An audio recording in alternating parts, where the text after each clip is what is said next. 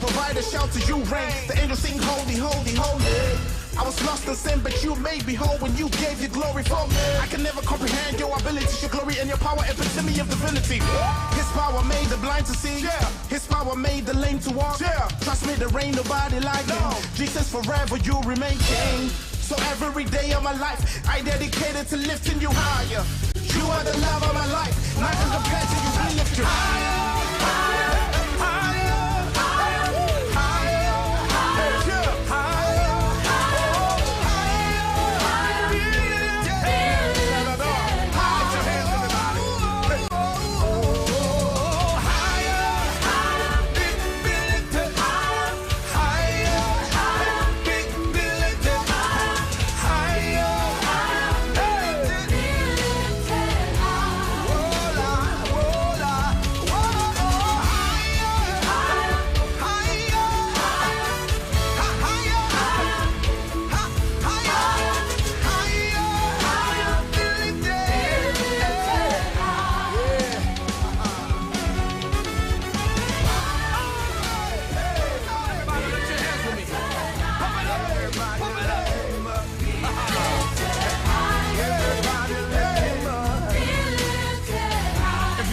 By the blood of the Lamb, you want to lift your hands up.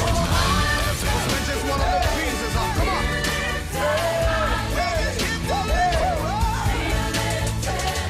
Everybody lift him up. Pump it up, everybody.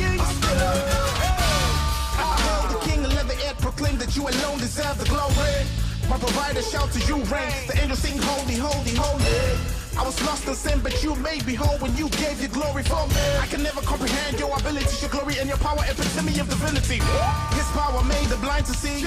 His power made the lame to walk. Trust me, there ain't nobody like him. Jesus, forever you remain king. So every day of my life, I dedicate it to lifting you higher.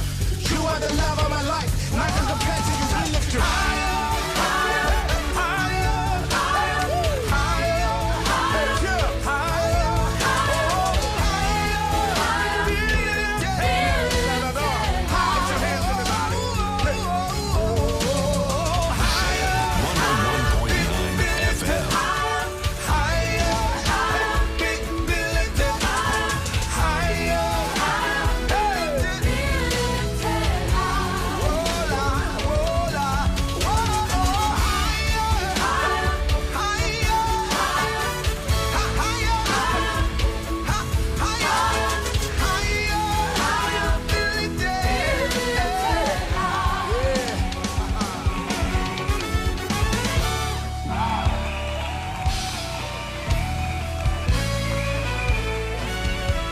Well, thank you very much for staying with me here on the Business Breakfast on Zed 101.9 FM. That was Higher by Joe Metal featuring Akese Brimpon and King's Kid. What a powerful song of praise. It is a reminder that no matter what you go through, God deserves to be lifted high. They call that one Higher. The lyrics declare that God has been good and He has lifted us and is worthy of all our praise. So today, wherever you are, take a moment to give God the praise He deserves. He's faithful, He's kind, and He keeps taking us higher. Keep lifting His name because He alone is worthy. Well, thank you very much for staying with me one more time. And here's a glimpse of what we have planned for you today. Of course, the full lineup with everything designed for you. And we're going to kickstart things as usual with a news review segment. And then right after that, Samuela Inchu will come your way with business news. The Lookman Evergreen Movement will take over with a sports flash. Then we will follow up with a short musical interlude to recharge, and then we dive into business brief. The next up is Transport Today. And then time for market trends. And then we'll wrap things up with a roundtable discussion. I believe that is something you don't want to miss this morning. So stay with me. It's going to be a fantastic morning one more time here on Zed 101.9 FM, your trusted destination for business, lifestyle, and leisure. Let's get started.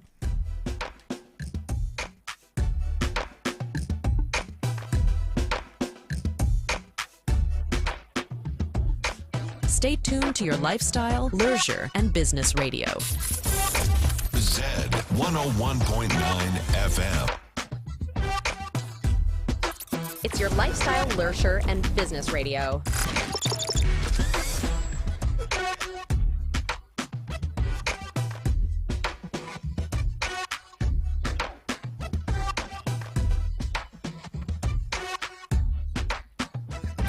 It's your lifestyle, leisure, and business radio.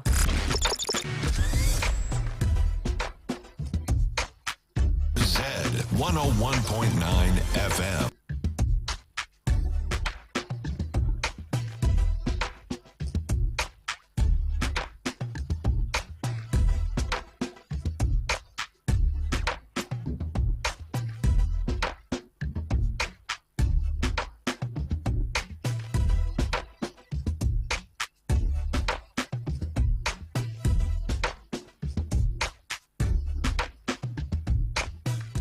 Well, 27 minutes to the top of the hour this morning here on the Business Breakfast on Zed. Let's get right into our news review segment here on our show this morning. We're going to start with headlines from zmultimedia.com. And MTN promises to execute Ambition 2025 strategy despite economic challenges, records 5.028 billion Ghana cedis profit in 2024, and goal to climb to $3,100 by end of 2025. That's coming from Goldman Sachs. And also Sona 2025 resetting a nation at a crossroad, and that's by Professor Samuel Latte. And also China remains Ghana's largest importer, supplying goods worth 50 billion Ghana cedis in 2024. And also economists project VAT hike to 18% in 2025 budget. That's Professor Bokping. And also President Mahama vows fiscal discipline and structural reforms. And on myjoyonline.com, it says that National Economic Dialogue kicks off this morning, and illegal miners block river and Cobra turn it into a stagnant pool. And also Mahama announces start of Kumasi Western Bypass under Big Push program. And former Chief Justice calls for constitutional review on extractive industry, and comes with a picture of Madam Sophia Akufo. And also first degree felony are triable by a jury and a judge, Justice Asari Butchie. And Starmer announces coalition of the willing to guarantee Ukraine peace. And TikTok profiting from sexual live streams involving children, BBC told. And pastor in court over alleged 310,000 Ghana cedis visa fraud.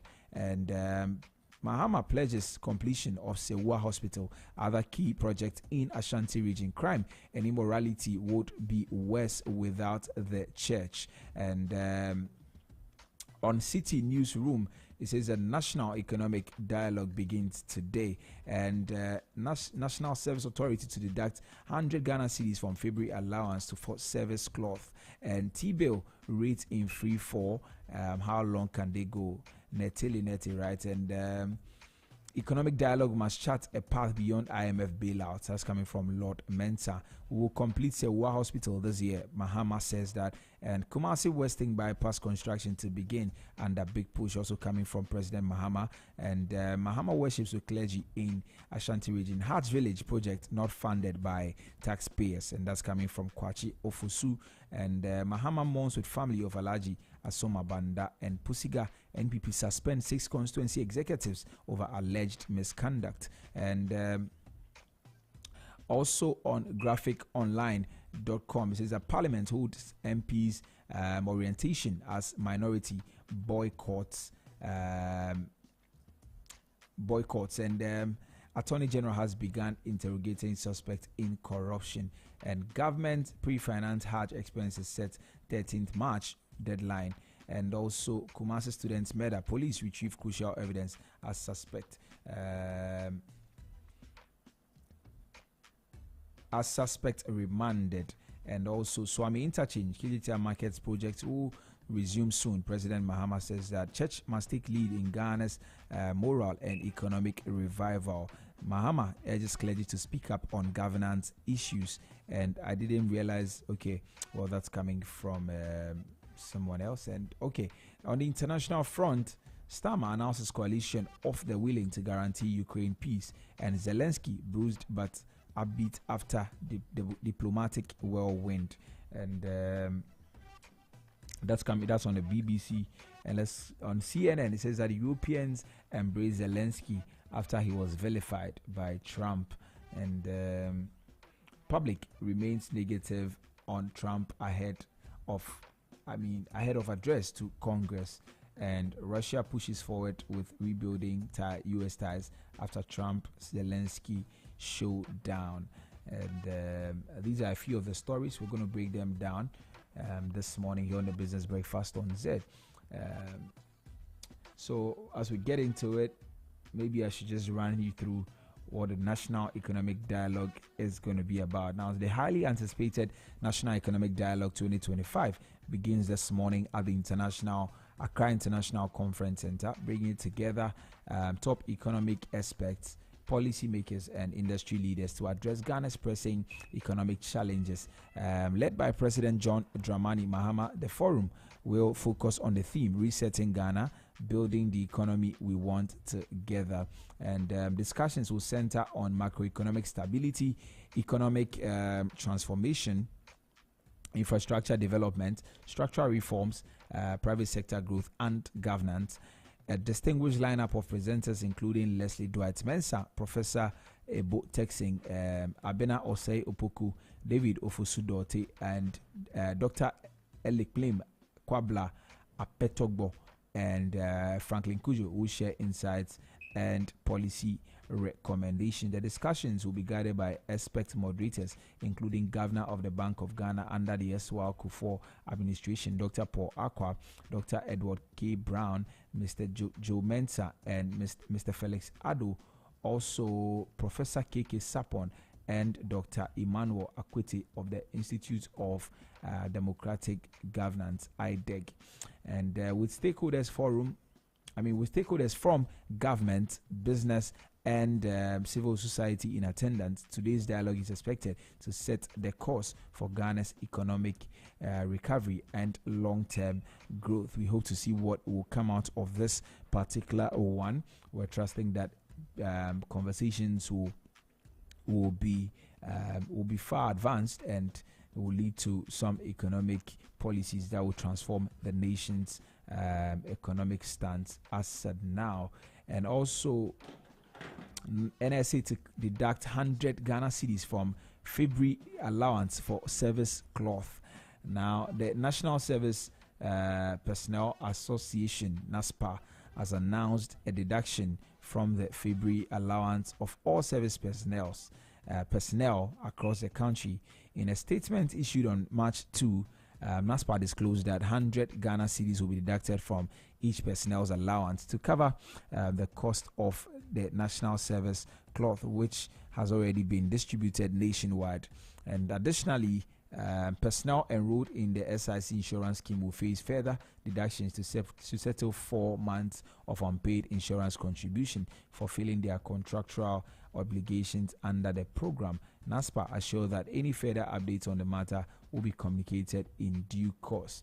Now, I don't know how National Service personnel are going to take this, but we trust that maybe they will accept it in good faith. But from previous experience, I doubt that is going to be the case, because there's been concerns that the money is not even enough already, and if we are taking 100 cedis for cloth, then maybe it might come with some opposition or some pushback. But we hope to see what will come out of that. And other stories this morning that the economic dialogue must chart a path beyond IMF bailout, and that is coming from Lord Mensah, and that's something that we hope to see in today's conversations at the Accra International Conference Center, as policymakers and leaders of industry sit down to discuss the economic issues of the nation. And without the church, crime, immorality would be worse. And that is coming from President Mahama, which I believe is a very, very good call. And President Mahama has addressed concerns over the rise of immorality and crime in Ghana, despite over 90% of population identifying as people of faith. Now, he argued that without the presence of the church, the situation could be far, far worse, highlighting its crucial role in upholding moral standards and guiding society. And he says that there's an often heard argument that while more than 90% of Ghanaians profess to be persons of faith, immorality and crime are on the rise. And my answer to such people who make that argument is that the situation would probably have been worse if there was no church. And because consider that there was no church and people could do whatever they wanted, the situation would have been worse. And so the churches are doing their best. President Mahama told the clergy in Kumasi on Sunday. I have joining me over the phone lines Abel and Solowin Amodiok, who's going to help me break down a few of the headlines this morning. Abel, good morning. How are you? Good morning, Al. I'm doing very well. Great, good to I'm honored to be up with you this morning once again. We are very much honored to also have you this morning.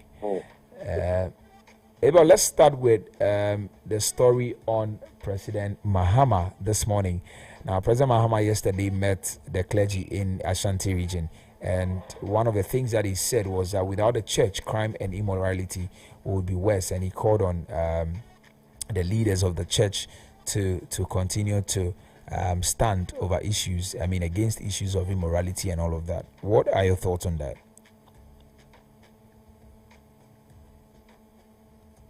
Hello, Abel? Yeah, can you hear me? Sorry. Yes, I can hear you now. I can hear you. Yes, I thought a very important call because we know that over the years, since time immemorial, the church basically, religion have played a very critical role when it comes to maintaining law and order in society, and of course aspects of ethics, and then also general moral life, or what we call good behavior. And so it is important, of course, to have the church in that regard. Indeed, using law enforcement alone is not enough. What government has is monopoly over the use of force, and then also using the court and others to put people to attempt to reform people through prison sentencing and all that. But really, all those come at a cost to government, because if you put somebody in prison, the state has to take care of the person. You hear in stores and offices. If somebody has to go through, the law board over some issues, it costs the state a lot, especially where sometimes somebody can be in court for over years. State prosecutors have to keep going and coming. It costs the state a lot. Right. So if the religious bodies, can contribute their quota to that particular job, as they've been doing in years, through their preaching and admonishment to congregants. And Rav, you agree with me. In Ghana, almost everybody you meet, either the person is a Christian or is a Muslim. The other traditions constitute over, I think, a little, maybe 5% of food, 70% or 60% of Christians, and then Muslims are around 19%, and then the other religions divide the rest. So look at that statistics. And then yet, if you look at a country in the whole, look at the issues of corruption, the issues of, the thing about corruption is not only the big men, the very society that we belong is complicit in all of these issues, this moral decadence, that we are witnessing. fasting in band style. You know, we are all part and parcel of it. And yet, either Fridays or Saturdays, we are in white. We are in church. We are praising the Lord. We are thanking the Lord. What are we thanking the Lord and praising the Lord for? For helping us to steal, for helping us to lead certain lives at our workplaces. People think that government work is not for anybody. And so when you get the opportunity to work in government, you should steal. You should not be punctual. You should not, a lot of things. Right. And so the church are very good partners in driving that particular change. And I don't think the president missed that opportunity to put it to them. And hopefully, I think that for me, I have great hope in the ability of the church to work in that regard. But I think that is a missed opportunity in Ghana. And I think that the generation where the church focused on prosperity and other messages is what has led us here. The church must reclaim its glory. Not only the church. When I'm talking about the church, I'm talking about the other religious bodies as well. Right. They must reclaim their past glory in being the best tool for guiding transformative societal behavior. And I think that partnership is not just enough for the president to say it. He must show good faith. Where there are supposed to be collaboration with the church, he must give the church that opportunity to come in. Sometimes we don't just say it and then we leave it like that. No. Where there is good opportunity for collaboration, for example, in education, over the years, the church has been number one partner in education, in health. If you go to the northern side, for example, a lot of health centers built by the church. The same way in education, scattered across the country. How do you build that partnership in a manner that it restores, it gives the church a role to play in the upbringing and nurturing of young Ghanaians in a manner that the state envisions? You understand? Right. That must be very strategic. Right. It's not just enough to say it and say we are going. No. There must be a strategy to have religious bodies involved in transforming society. Of course, government has a lot to do. And a colleague of mine will always say that where government shows the will and determination plus commitment to drive positive change, the citizens will react. The citizens will also participate in that process. So it's not just only the church, but the government itself must also lead by example. If people see the president living a simple moral life, people will be there will be confidence that no, for the first time we are seeing some change.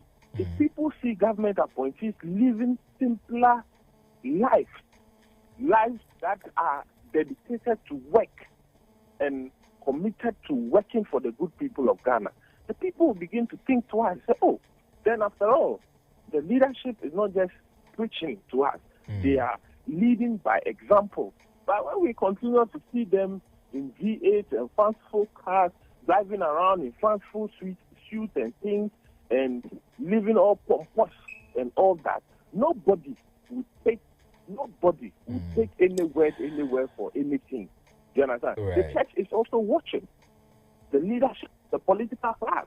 If the leadership of the political class shows that they are willing to see, the kind of change that they want in our society, and they begin to do that, I'm sure that with time the citizens ourselves will say, no, we've had enough.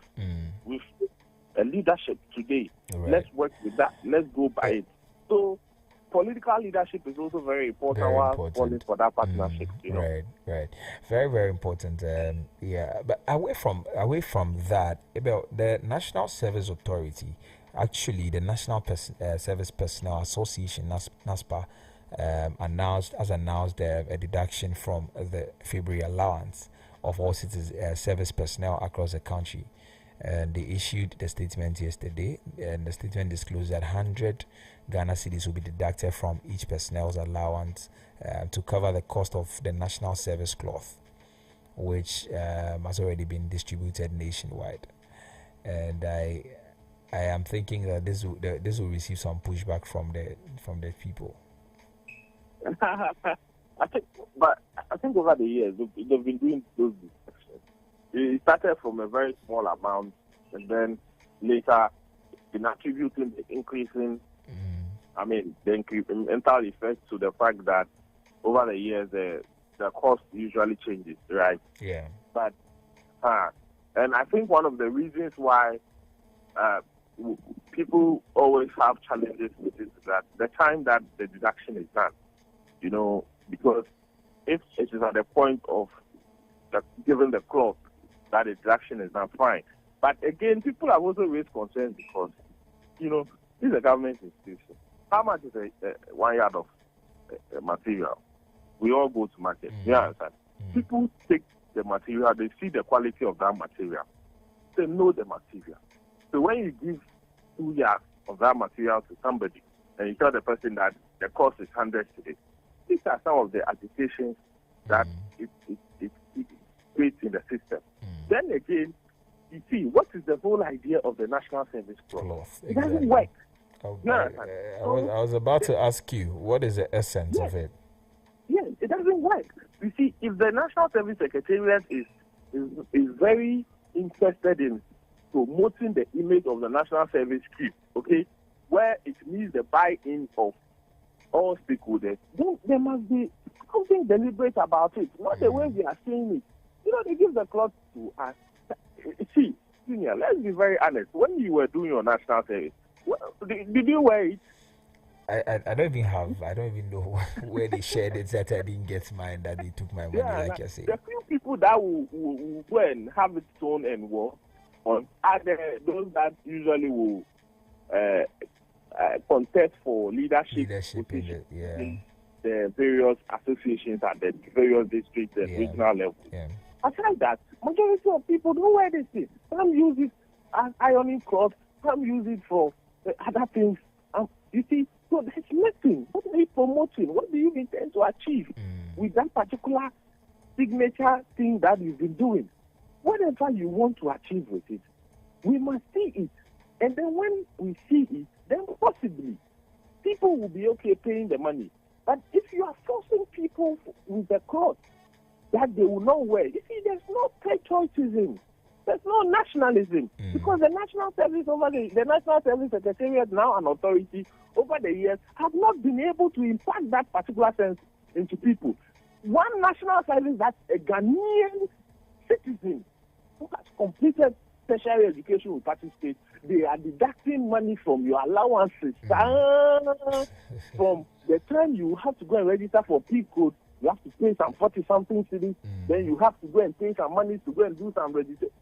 And you put Ghanaian citizens who are going to offer themselves to the state for free for a year. You put them through a lot of stress.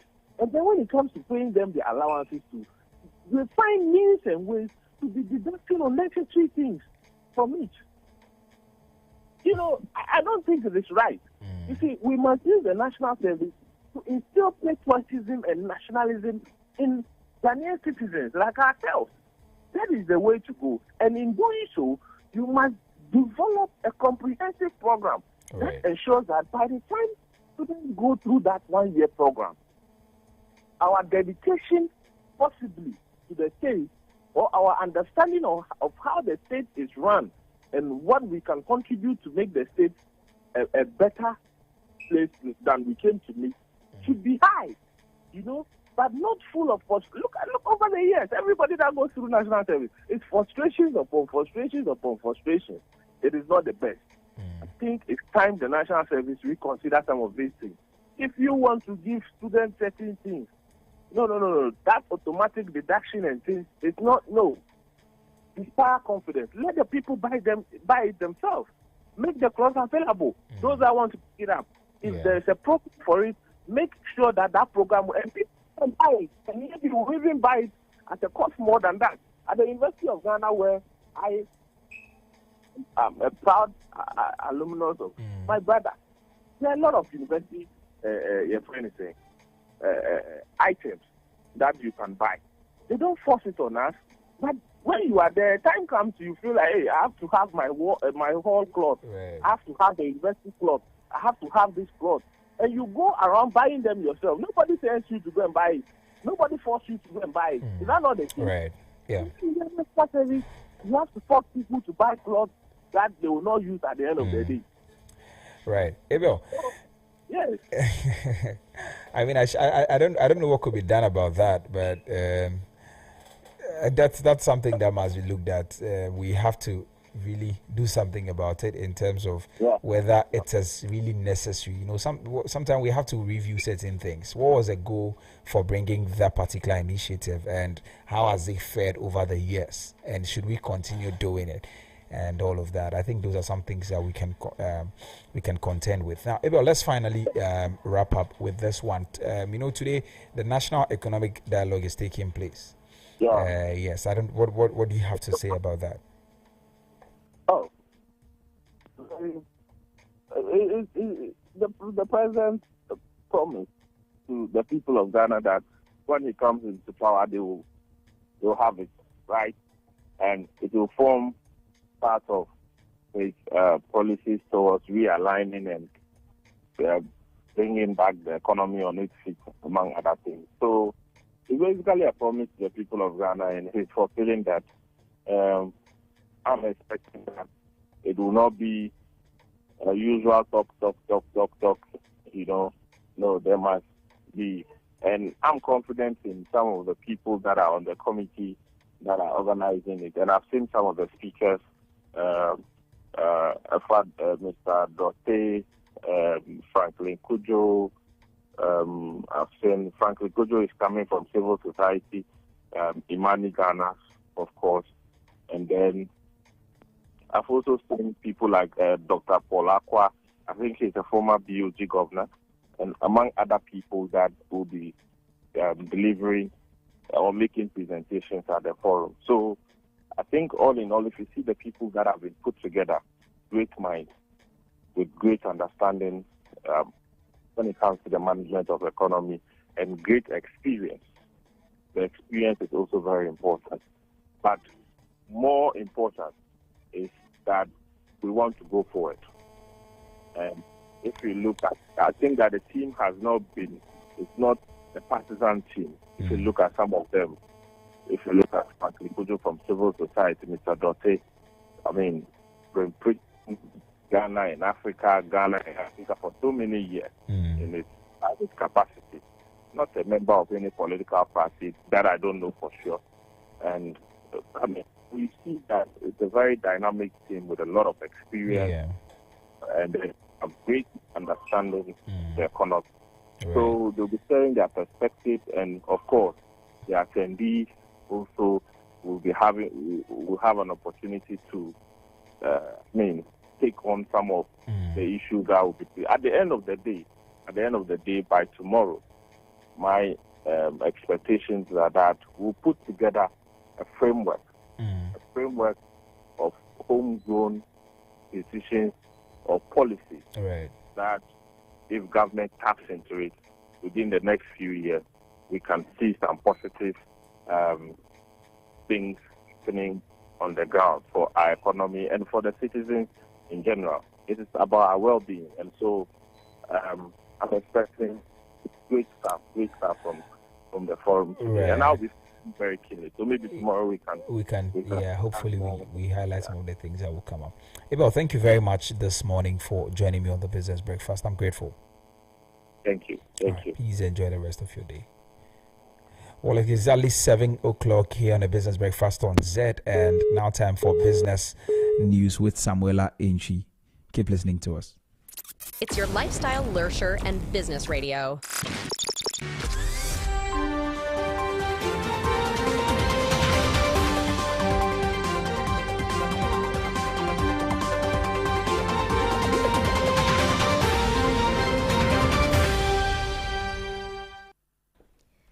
Hello and welcome to the business news segment on Business Breakfast on Zed. Coming up, MTN promises to execute Ambition 2025 strategy despite economic challenges, records 5.028 billion Ghana cedis profit in 2024. Also, cement price hike, Grida urges measures to reduce impact. And gold to climb to $3,100 by end of 2025. Goldman Sachs. I am Samuela Inchi. Let's settle in for the details. MTN Ghana has promised to execute its Ambition 2025 strategy despite the macroeconomic challenges by focusing on sustained growth and enhancing its platform strategy.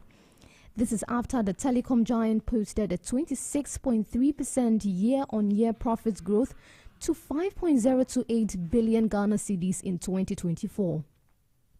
The Ambition 2025 strategy includes driving platform development, improving home connectivity, leveraging artificial intelligence applications, and encouraging greater app adoption for fintech users and the general subscriber base. Additionally, the company will implement expense efficiency initiatives aimed at mitigating the impact of inflation and currency depreciation on the business. MTN Ghana pointed out that it will continue to pursue its value-based capital allocation strategy to invest capex strategically to maximize long-term shareholder value. This will enable it to capitalize on the increasing demand for data by expanding access, particularly in rural areas, and by promoting the adoption of smartphones. It also pledged to expand partnerships with financial institutions, agents and merchants, since it is essential for the growth of the mobile money ecosystem and the advancement of innovative MoMo services. MTN Ghana achieved a 34.5% year-on-year increase in overall service revenue in 2024, delivered ahead of its targeted medium-term trend of high 20s growth. According to the firm, its service revenue growth was supported by strong growth in data, mobile money and digital services. Additionally, it was bolstered by ongoing investment aimed at improving 4G connectivity, which is complemented by initiatives to enhance overall customer experience and growth. Away from that, the Ghana Real Estate Developers Association, GREDA, has urged its members to explore innovative ways of combining cement with other locally available building materials in their construction projects. This call comes as retailers have raised cement prices by approximately 9 cedis per bag, following an increase in port tariffs imposed on manufacturers. Speaking to the media during the association's annual general meeting, the president, Patrick Ibobonfo, encouraged industry players to find alternative solutions to mitigate the impact of the price hike. He stated, "Meanwhile, GREDA has introduced an initiative aimed at addressing the mortgage financing gap faced by industry players when working with bank institutions." The association announced the creation of the GREDA Investment Trust, which is currently awaiting approval from the Securities and Exchange Commission (SEC) for listing on the Ghana Stock Exchange. Leading global investment bank Goldman Sachs forecast that gold prices will climb to $3,100 per ounce by the end of 2025. This will come as a good omen for Ghana, as the state will rope in more export revenue. The increased forecast is underpinned by a higher than expected demand for gold from central banks. Its previous projection was for gold to rise to $2,890. Presently, the precious metal is going for $2,857.83. The price of gold has surged more than 40% since the start of 2024, repeatedly shattering records. Goldman Sachs said central banks have been increasing their reserves of the commodity since the freezing of Russian central bank assets in 2022. This follows Russia's invasion of Ukraine. Before then, the average monthly institutional demand on the London over-the-counter gold market stood at 17 tons. In December last year, that figure hit 108 tons. Away from that, Cowbank PLC has announced its audited financial results for the full year ended 31 December 2024, showcasing a remarkable turnaround and strong financial performance. The results underscore the bank's strategic execution, resilience, and unwavering commitment to delivering long-term value to shareholders and stakeholders. Cowbank's full-year financial performance reflects a sustained recovery driven by strategic cost management, strong deposit growth, and a disciplined approach to risk management. Thus, despite an improved cost of funding, NII remained relatively muted at 455.3 million Ghana cedis, reflecting a steady recovery from DDEP-impacted earnings from investment securities and the loan book.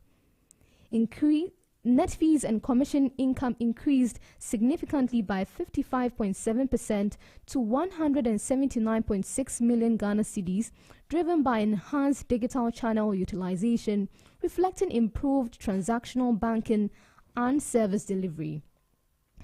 Profit before tax surged to 414.2 million Ghana cedis, a significant turnaround from a loss of 946.2 million Ghana cedis in 2023, despite the impact of substantial modification loss and impairment of 346.9 million Ghana cedis arising from the Government of Ghana Eurobond Restructuring Exchange Program. And to our last story for the segment, former Member of Parliament for Asante Akim North, Andy Apiakubi, has voiced strong criticism of past agricultural policies, including the widely publicized Planting for Food and Jobs initiative. According to him, these policies lack the necessary depth and structure to produce sustainable results. He noted that despite government consistently introducing agricultural policies aimed at boosting the sector, the expected outcomes have often fallen short due to weak execution. He further argued that those responsible for implementing agricultural policies need to have the right orientation and commitment to the policy's goals. The former MP also highlighted the interconnected nature of agriculture, industry and trade, urging collaboration among the relevant ministries. On the issue of illegal mining, Apiakubi recounted his efforts as an MP to combat Galamsey illegal mining in his constituency. He claimed that during his tenure, he successfully drove out illegal miners through community involvement. However, he expressed concern that with his absence, illegal mining activities might be resurfacing. Apiakubi concluded by calling on government officials to shed the arrogance of office and focus on collaborative efforts for national development. That'll be all for the segment. We'll take a recap of our headlines. MTN promises to execute Ambition 2025 strategy despite economic challenges, records 5.028 billion Ghana cedis profit in 2024. Cement price hike, Grida urges measures to reduce impact, and goal to climb to $3,100 by end of 2025, Goldman Sachs. And that'll be all for the business news segment on Business Breakfast on Zed. You can visit www.zedmultimedia.com for more. You can also follow us on all the social media handles, ZFMGH on Instagram, Facebook and X, and Zed Multimedia on TikTok and YouTube. I am Samuela Anchi. Thanks for listening. Stay tuned to your lifestyle, leisure, and business radio. Zed 101.9 FM. You're tuned in to Zed 101.9 FM. Your lifestyle, leisure, and business radio. It's your lifestyle, leisure, and business radio. The stage is set for something special. It is time to go racing. Garnacho! Oh wow! Oh wow! LeBron James with no regard for human life. You couldn't write a script like this. Here's Metzer. This is positive. Williams. Kudus! The Korean joy did not last for long. Oh my gosh, Kudus. Set back for Partey. Oh yes, Thomas Partey.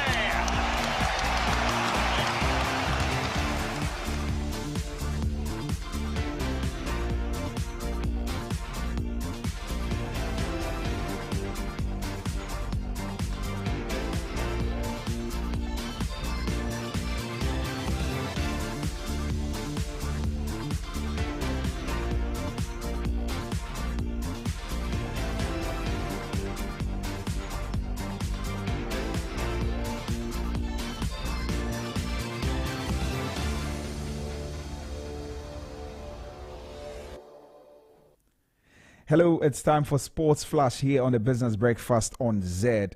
There are interesting news coming up in the world of sports, and Mahama reaffirms commitment to development of sports infrastructure. Also, Jordan Ayew set to take over Black Stars captainship, and Drogba defends Mourinho amid racism allegations, and Japan beats USA to win, she believes. And also, we also have results of the NBA games that were played over the weekend.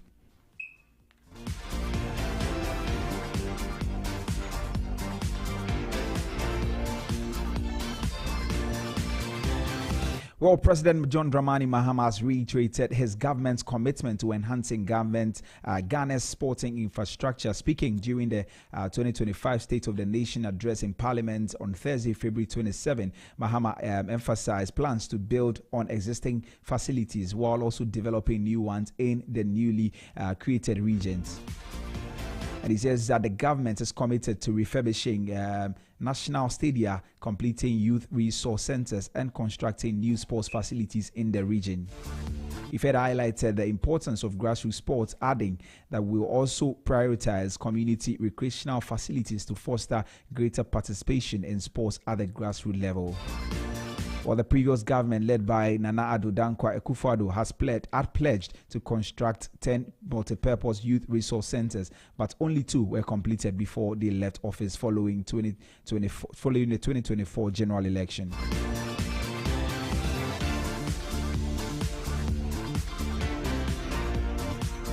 Also, Black Stars forward Jordan Ayew is reportedly set to be named the new captain of Ghana's senior national team. Now, according to Joyce Pauls, the Leicester City striker will assume the role ahead of the 2026 FIFA World Cup qualifiers against Chad and Madagascar slated for this month. Now, the leadership shakeup comes after Thomas Partey, who previously served as the first deputy under Andre Ayew, opted against retaining the position. As a result, Alexander Jiku has been appointed as a new first deputy captain. Well, Partey's decision brings an end to his 6-year tenure as vice captain, a role he has held since 2019. Jordan Ayew last captained the Black Stars during the final round of the 2025 AFCON qualifiers against Angola and Niger, stepping in for Andre Ayew and Partey. He was initially overlooked in favor of Mohamed Kudus for the previous doubleheader against Sudan. And the report further states that the Ghana Football Association has implemented a new approach to captaincy selection, prioritizing longevity as a key criterion. And these changes are set to take effect in March 2025. Head coach Otto Addo hopes the new leadership structure will help improve the team's performance following the challenging 2024 campaign. Away from that, Drogba defends Mourinho amid racism allegation. Didier Drogba has defended his former Chelsea manager Jose Mourinho, insisting the Portuguese is not a racist.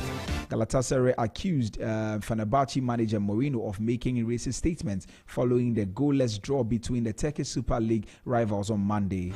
Speaking after the Istanbul derby, Mourinho said the home bench had been jumping like monkeys. But Drogba, who scored 20 goals in 53 appearances for Galatasaray in the 2013 to 2014 season, offered support of Mourinho, who was his boss during 2 spells at Chelsea.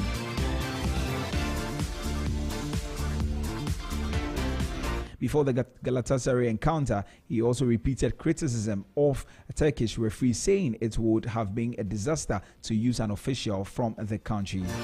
Slovenia's Slavko Vincic was the referee after both clubs requested a foreign official take charge of the fixture.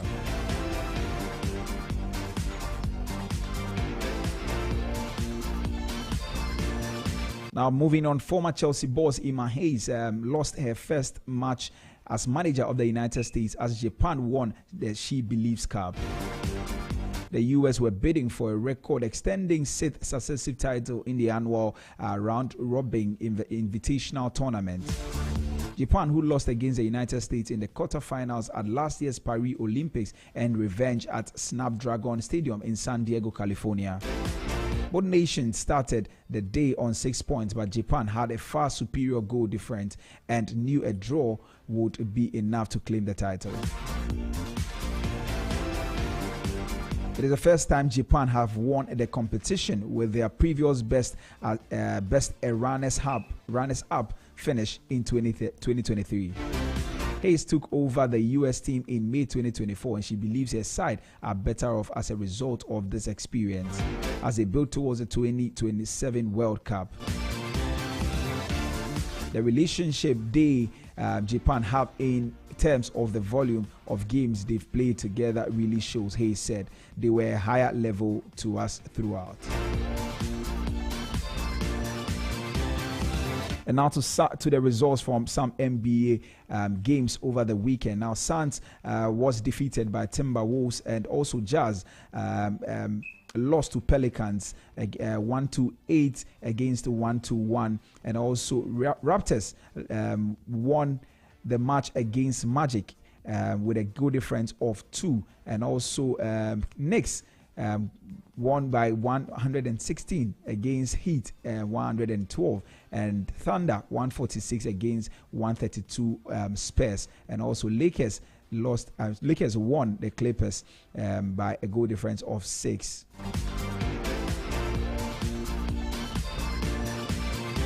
Well, that will be all for Sports Flash here on the Business Breakfast on Zed this morning. Keep listening to Zed. We'll continue the show with Nitrebi Hammond at the Business Breakfast on Zed.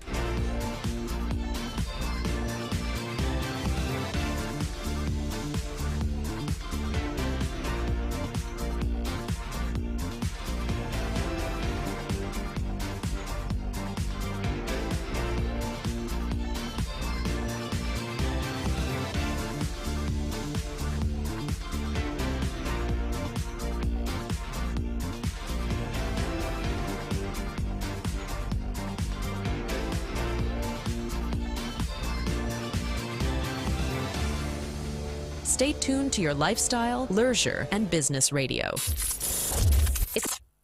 It's your lifestyle, leisure, and business radio. Zed 101.9 FM. Dream home. No interest for 2 years. Are you ready to step into your dream home? With Lakeside Estate's exclusive offer, you can own your own home in just 2 years with no interest repayment. This offers you affordable payments, flexible home purchase plan, quality homes, and lifestyle choice. Choose from a variety of beautiful homes in any of Lakeside Hills clusters. Your future awaits you. Imagine living in a home you love with the freedom to invest in your dreams without the burden of interest. As your CIMG Real Estate Company of the Year for the 4th time, we offer you hassle-free home acquisition. Call us today on 020-477-5040 or 020-141-8622. Don't miss out on this incredible opportunity. Call us now to learn more and schedule a tour for our available homes. T&C Supply. Make your dream a reality. Lakeside Estate. Quality homes for all.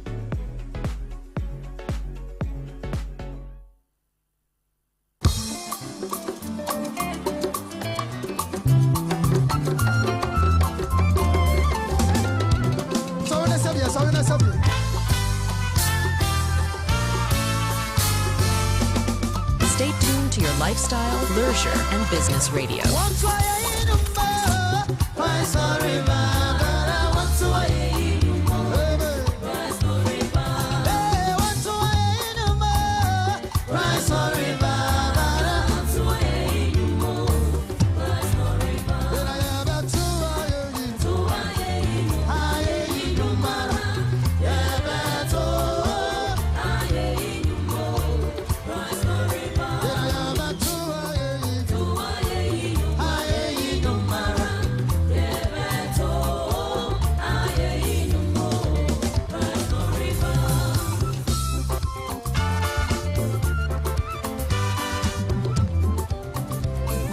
This is Business Breakfast on Zed 101.9 FM.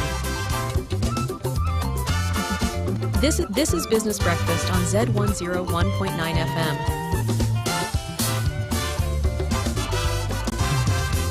What's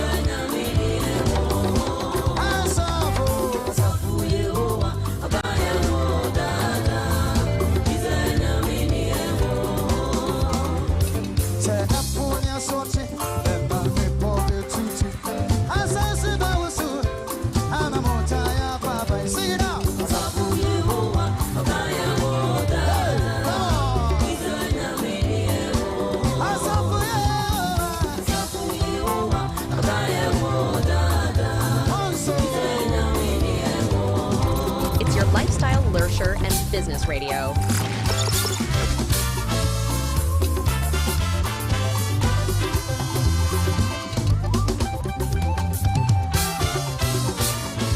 This is Business Breakfast on Zed 101.9 FM.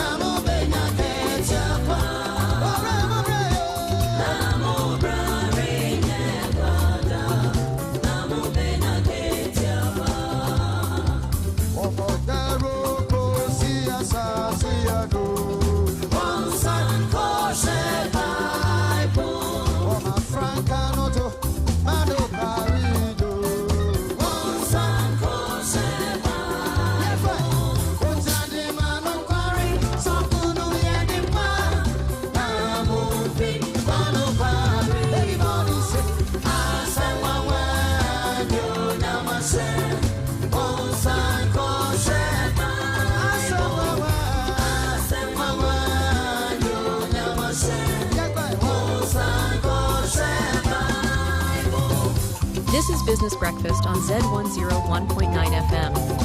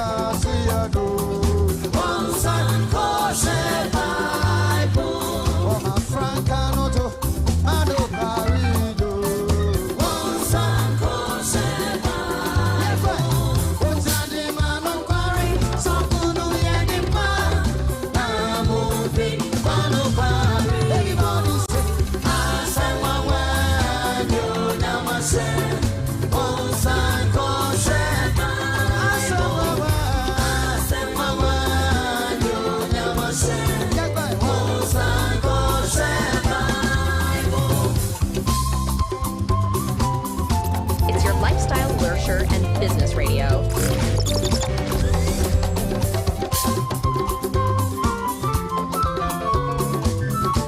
This is Business Breakfast on Zed 101.9 FM.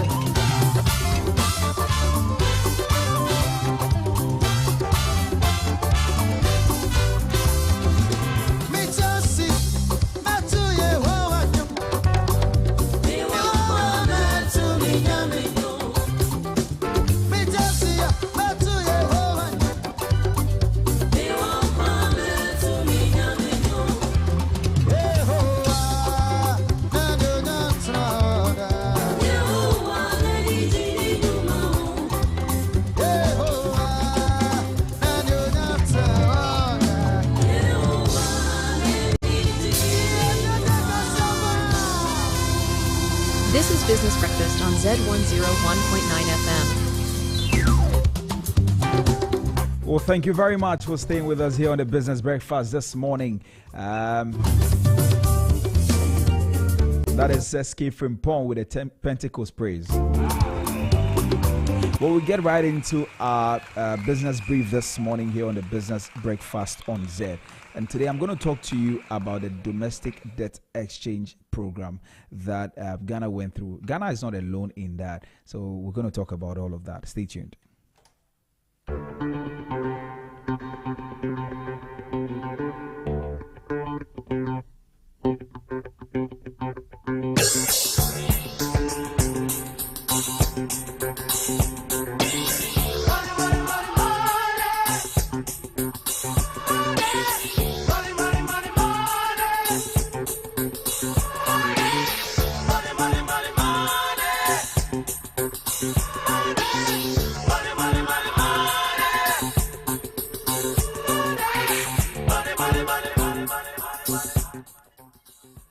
Well, thank you very much for staying with me here on the Business Breakfast on Zed.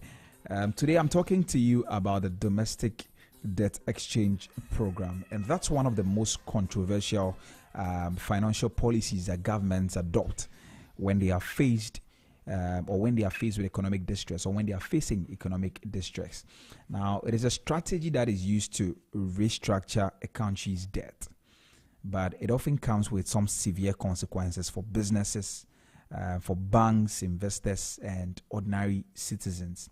Now, Ghana recently went through a domestic debt exchange program in 2023, and its effects are still being felt across the economy.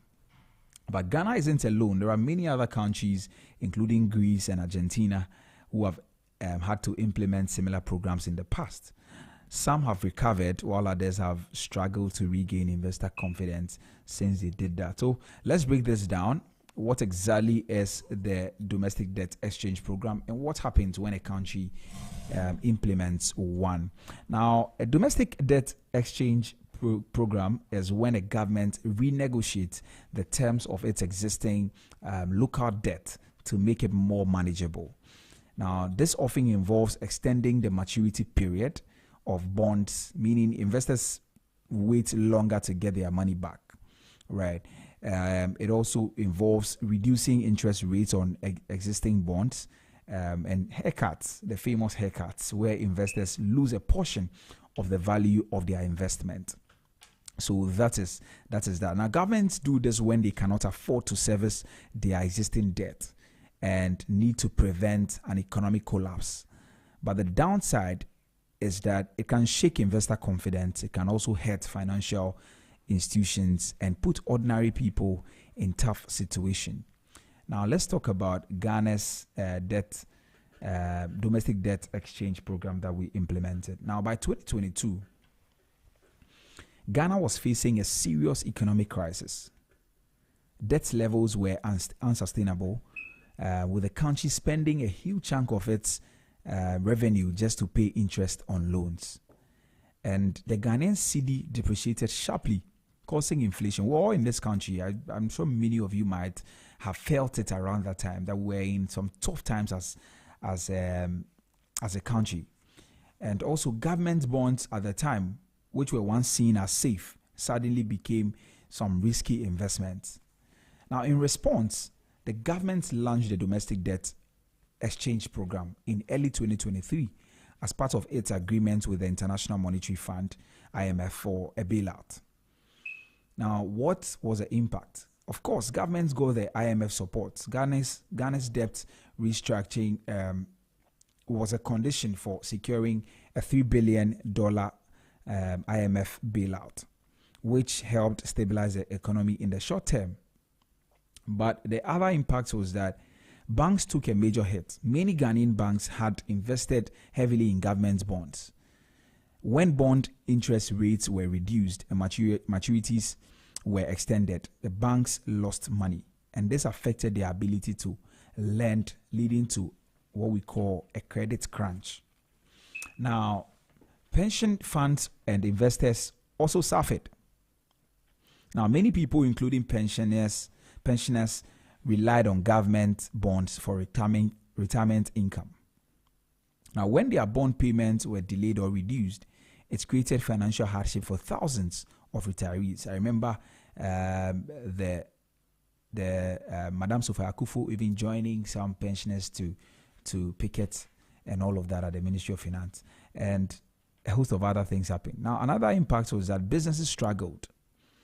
With banks facing liquidity challenges and interest rates remaining high, many businesses couldn't access loans to expand or even stay afloat. And that was a big challenge.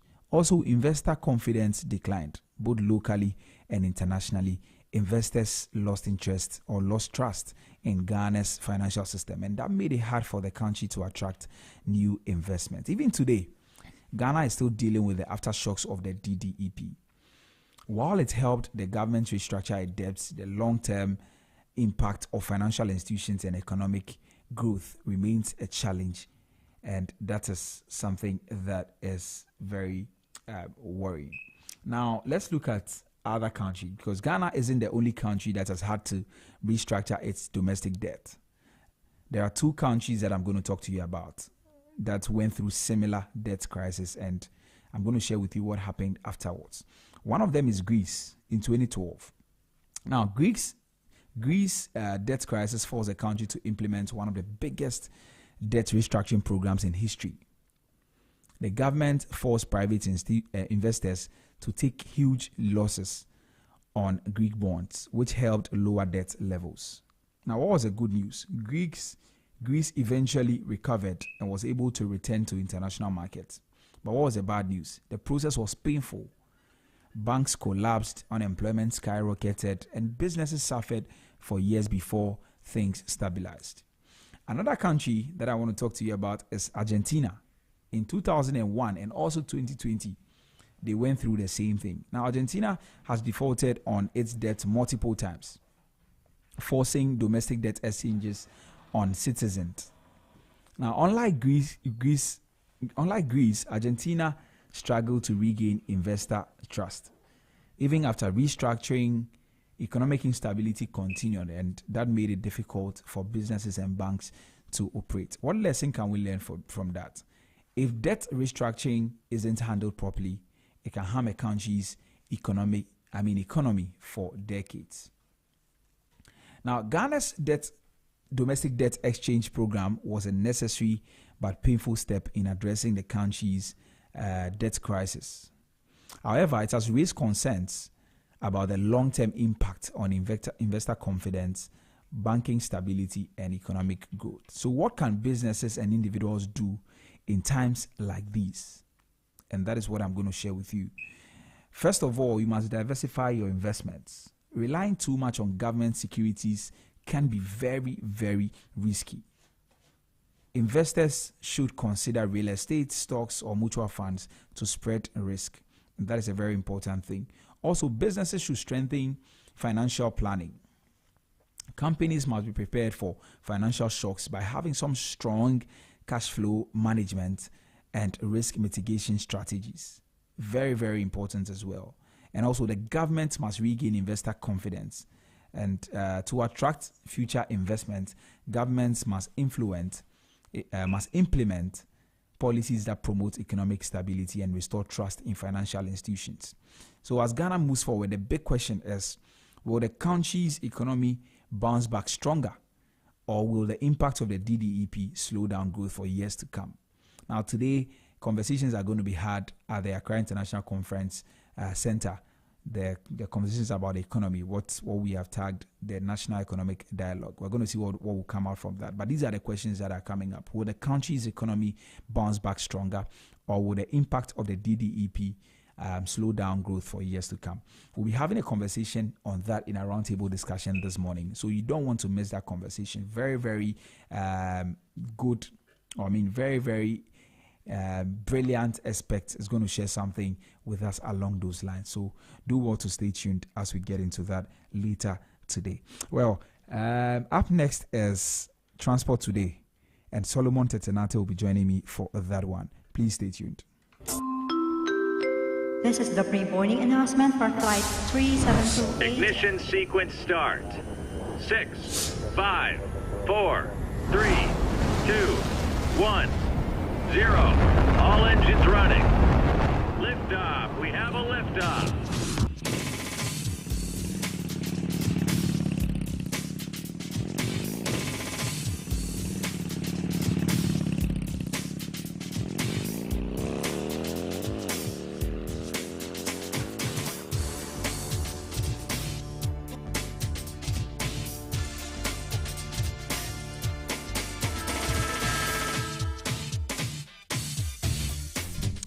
Well, thank you very much for staying with us here on the Business Breakfast.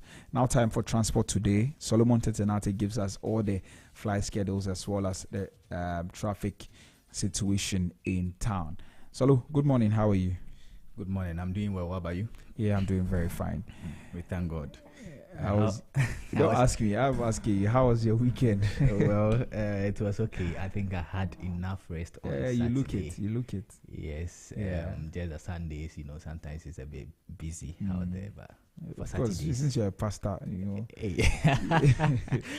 But But anyway, tell us what are the flight schedules for today? All right, so I'm taking you through the flight schedules for today, and that's Passion Air and then Africa World Airlines. Right. And then after that, we look at the traffic situation in town. Today being Monday, you can imagine the traffic situation. And then we will look at what is trending in the aviation world as well. So let me start with the flight schedules for today, and I'm starting with Passion Air. So Passion Air Accra to Kumasi, we have 6 flights available today. And first flight takes off from Accra 6:20 a.m. and then arrives in Kumasi at 7 a.m. and then takes off from Kumasi at 7:30 a.m. and gets to Accra at 8:10 a.m. Second flight takes off from Accra 8:50 a.m. and then arrives in Kumasi at 9:30 a.m. and then takes off from Kumasi at 10 a.m. and gets to Accra at 10:40 a.m. Third flight takes off from Accra 11:20 a.m. and then arrives in Kumasi at 12 p.m. and then takes off from Kumasi at 12:30 p.m. and gets to Accra at 1:10 p.m. Fourth flight takes off from Accra 1:50 p.m. and then arrives in Kumasi at 2:30 p.m. and then takes off from Kumasi at 3 p.m. and gets to Accra at 3:40 p.m. Fifth flight takes off from Accra 4:20 p.m. and then arrives in Kumasi at 5 p.m. and then takes off from Kumasi at 5:30 p.m. and gets to Accra at 6:10 p.m. and then the last flight for Passion Air Accra to Kumasi takes off from Accra 7:20 p.m. and then arrives in Kumasi at 8:10 p.m. and then takes off from Kumasi at 8:30 p.m. and gets to Accra at 9:20 p.m. So that is Accra to Kumasi Passion Air. Accra to Takoradi Passion Air, we have 2 flights available today. First flight takes off from Accra 6:20 a.m. and then arrives in Takoradi at 7:10 a.m. and then takes off from Takoradi at 7:40 a.m. and gets to Accra at 8:30 a.m. Second flight takes off from Accra 4:20 p.m. and then arrives in Takoradi at 5:10 p.m. and then takes off from Takoradi at 5:40 p.m. and gets to Accra at 6:30 p.m. So that is Passion Air Accra to Takoradi. Let's look at Accra to Sunyani Passion Air. We have 1 flight available today for Passion Air Accra to Sunyani, and it takes off from Accra 9:10 a.m. and then arrives in Sunyani at 10:10 a.m. and then takes off from Sunyani at 10:40 a.m. and gets to Accra at 11:40 a.m. So that is Passion Air Accra to Sunyani. Accra to Wa Passion Air, we have 1 flight available for today, and it takes off from Accra 12 p.m. and it takes off from Accra 9:50 a.m. and then arrives in Wa at 11:30 a.m. and then takes off from Wa 12 p.m. and gets to Accra at 1:40 p.m. So that is Accra to Wa Passion Air. Accra to Tamale, Passion Air, we have 3 flights available today. Accra to Tamale. First flight takes off from Accra 6 a.m. and then arrives in Tamale at 7:20 a.m. and then takes off from Tamale at 7:50 a.m. and gets to Accra at 9:10 a.m. Second flight takes off from Accra 12:20 p.m. and then arrives in Tamale at 1:40 p.m. and then takes off from Tamale at 2:10 p.m. and gets to Accra at 3:30 p.m. And then the last flights for Accra to Tamale takes off from Accra 4 p.m. and then arrives in Tamale at 5:20 p.m. and then takes off from Tamale at 5:50 p.m. and gets to Accra at 7:10 p.m. So that is all for Passion Air, the flight schedules for Passion Air. Let's look at Africa World Airlines, the flight schedules for Accra to Kumasi. We have 7 flights available today, Africa World Airlines. First flight takes off from Accra 6:20 a.m. and then arrives in Kumasi at 7 a.m.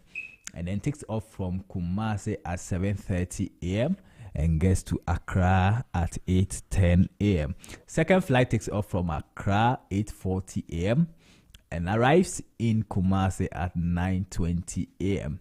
and then takes off from Kumasi at 9:50 a.m. and gets to Accra at 10:30 a.m. Third flight takes off from Accra 9:40 a.m. and then arrives in Kumasi at 10:20 a.m. and then takes off from Kumasi at 10:50 a.m. and gets to Accra at 11:30 a.m. Fourth flight takes off from Accra 12 p.m. and then arrives in Kumasi at 12:40 p.m. and then takes off from Kumasi at 1:10 p.m. and gets to Accra at 1:50 p.m. Fifth flight takes off from Accra 2:10 p.m. and then arrives in Kumasi at 2:50 p.m. and then takes off from Kumasi at 3:20 p.m. and gets to Accra at 4 p.m. and then the sixth flight takes off from Accra 4:30 p.m. and then arrives in Kumasi at 5:10 p.m. and then takes off from Kumasi at 5:40 p.m. and gets to Accra at 6:20 p.m. The last flight for Africa World Airlines Accra to Kumasi takes off from Accra 7 p.m. and then arrives in Kumasi at 7:40 p.m. and then takes off from Kumasi at 8:10 p.m. and gets to Accra at 8:50 p.m. Accra to Takoradi Africa World Airlines, we have 2 flights available today for Accra to Takoradi. First flight takes off from Accra 7:10 a.m. and then arrives in Takoradi at 7:50 a.m. and then takes off from Takoradi at 7:20 a.m. and gets to Accra at 9 a.m. Second flight, and that's the last flight for Accra to Takoradi Africa World Airlines, takes off from Accra 4:30 p.m. and then arrives in Takoradi at 5:10 p.m. and then takes off from Takoradi at 5:40 p.m. and gets to Accra at 6:20 p.m. So that is Africa World Airlines Accra to Takoradi. Accra to Tamale, we have 4 flights available today. Accra to Tamale, Africa World Airlines. It takes off from Accra 6:30 a.m. That is the first flight, and arrives in Tamale at 7:30 a.m. and then takes off from Tamale at 8 a.m. and gets to Accra at 9 a.m. Second flight takes off from Accra 9:30 a.m. and then arrives in Tamale at 10:30 a.m. and then takes off from Tamale at 11 a.m. and gets to Accra at 12 p.m. Third flight takes off from Accra 12:30 p.m. and then arrives in Tamale at 1:30 p.m. and then takes off from Tamale at 2 p.m. and gets to Accra at 3 p.m. And then the last flight for Accra to Tamale Africa World Airlines takes off from Accra 3:30 p.m. and then arrives in Tamale at 4:30 p.m. and then takes off from Tamale at 5 p.m. and gets to Accra at 6 p.m. So that is all for the flight schedules. Let's look at the traffic situation in town today. Let's start from Hacho. So at Hacho from the Melcom all the way to the KFC, there's traffic over there at the moment that we should take note of. So you can use the DVLA road and use Boshe as an alternative route instead of being in the traffic from Transition or Melcom to the KFC. Also, Atomic to UPSA Junction, there's also traffic over there at the moment as we speak, and so we should take note of when you're coming from Atomic to UPSA Junction. It used to be IPS Junction, so there's also traffic over there that we should take note of. Maybe you might use Raleigh Circle and use UPSA and use Baoleshi, but don't forget, if you're using Baoleshi too, when you get to Lagos Avenue or Lagos Street where the banks are, I think GCB, Fidelity and all that banks, there's also traffic over there, and that's a route that joins the main road at Shashi. So right from the GCB bank all the way to the road that joins the main road at Shashi, there's also traffic over there that we should take note of. So if you're using Baoleshi, maybe you might join the main road at Opongolo. That'll be the best for you because there's massive traffic at Lagos Avenue. And also Opebia to 37 Military Hospital. There's also traffic over there as we speak, so we should take note of. And then let's look at the motorway. When you come to the motorway, I think from Victory Bible Church International to Manette Motorway bus stop, there's also traffic over there that we should take note of if you are using the motorway. And then West Hills Mall to Malam Junction to there's massive traffic at the moment as we speak, so let's also take note of that. So that's the traffic situation in town. If you are using any of this route, then this will be of essence, or this information is of essence to you. You should take note of and then know the route that you are supposed to take instead of being in the traffic. So that is all for the traffic situation. You know, Russia asked United States to consider restoring direct flight. So you know, right from when they started the war with Ukraine, there's no direct flight from United States to Russia. So due to they withdrawing from some of these or not supporting this war and all that, but now they have met the diplomat at United States, and they are asking them to consider to restoring the direct flight to Russia. So that was on Friday, February 28th. Russia's Ministry of Foreign Affairs announced it had asked the United States to open its airspace to Russian aircraft. So that is the information running through at the moment. So last Friday, the Minister of Foreign Affairs, released a statement indicating that they've met with the United States diplomat, and they are looking forward that they will grant them the permission to open their airspace for Russian aircraft. And also Delta Airlines has emerged as one of the leading airlines not only in the United States but also in the world, as you know. And yesterday was their 100th birthday. Yes, so their 100th birthday or their 100th anniversary. So Delta Airlines started in March 2, 1925.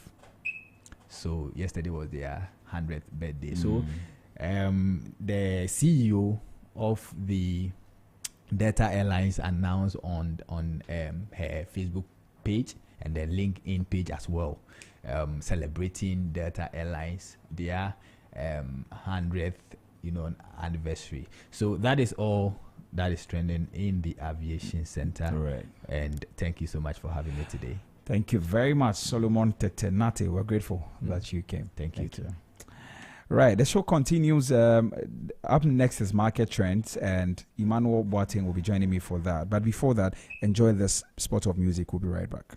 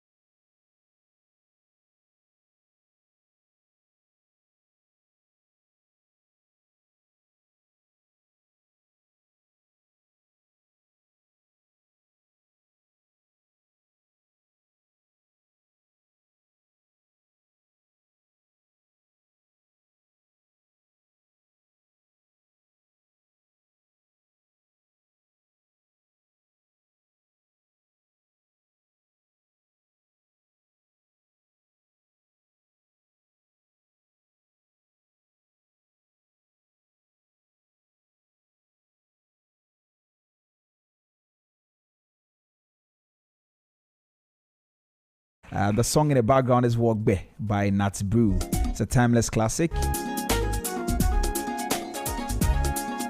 Growing up, we used to hear these songs and we didn't know what it meant. But we're still listening to it. Well, it's Ghana month here on Zed. And this month, we're bringing you all kinds of things. I'm going to talk to you about it when we get to, after 8:30, I'm going to share the rundown, the real rundown with you. So when you hear songs like this on the morning show, know that we're just celebrating Ghana. So we're going to get into that very soon. But now it's time for market trends. But just before that, I'm going to tell you a few things.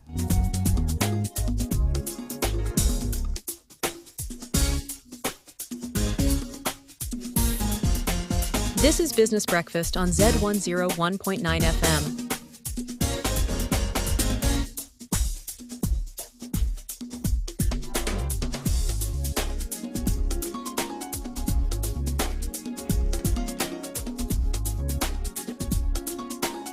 Well, if you're looking to own your own home with no interest for 2 years, if you're ready to step into your dream home, then Lakeside Estate has got some exclusive offer for you. You can own your own house in just 2 years with no interest repayment. Yes, you heard me right, no interest repayment. And this offer gives you affordable payments, flexible home purchase plan, and also quality homes and lifestyle choices. You also get to choose from a variety of beautiful homes in any of the Lakeside Hills clusters. And your future awaits. Imagine living in a home you love with the freedom to invest in your dreams without the burden of interest. Just imagine. That's a great opportunity. Well, as your CIMG Real Estate Company of the Year for the 4th time, Lakeside Estate offers you a hassle-free home acquisition.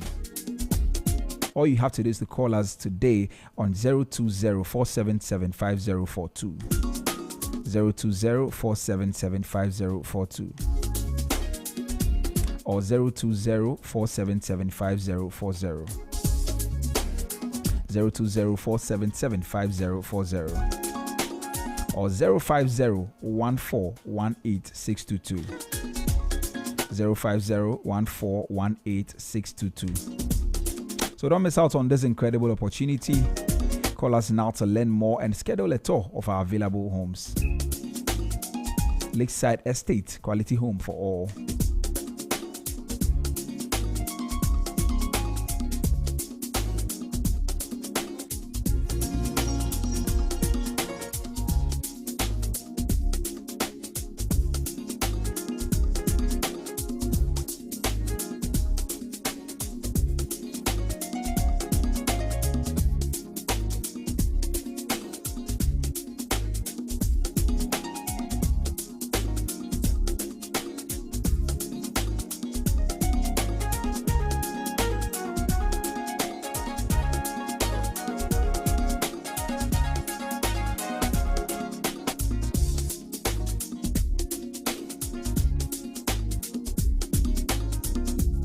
This is Business Breakfast on Z101.9 FM. Well, now we get into market trends this morning, and Emmanuel Boateng is over the phone lines, ready to help us break down a few things. Ima, good morning. How are you? Have you this morning on the Business Breakfast? Good to have you too. I'm glad to be here. Right. Very good morning to all our cherished listeners. I have one constant guy who listens to me almost every day. His name is Joshua. Oh, okay. He's a colleague. He gives me some good feedback every time. Good morning to him. I'm sure he's listening. Right. Joshua, thank you very much for listening to Business Breakfast every morning.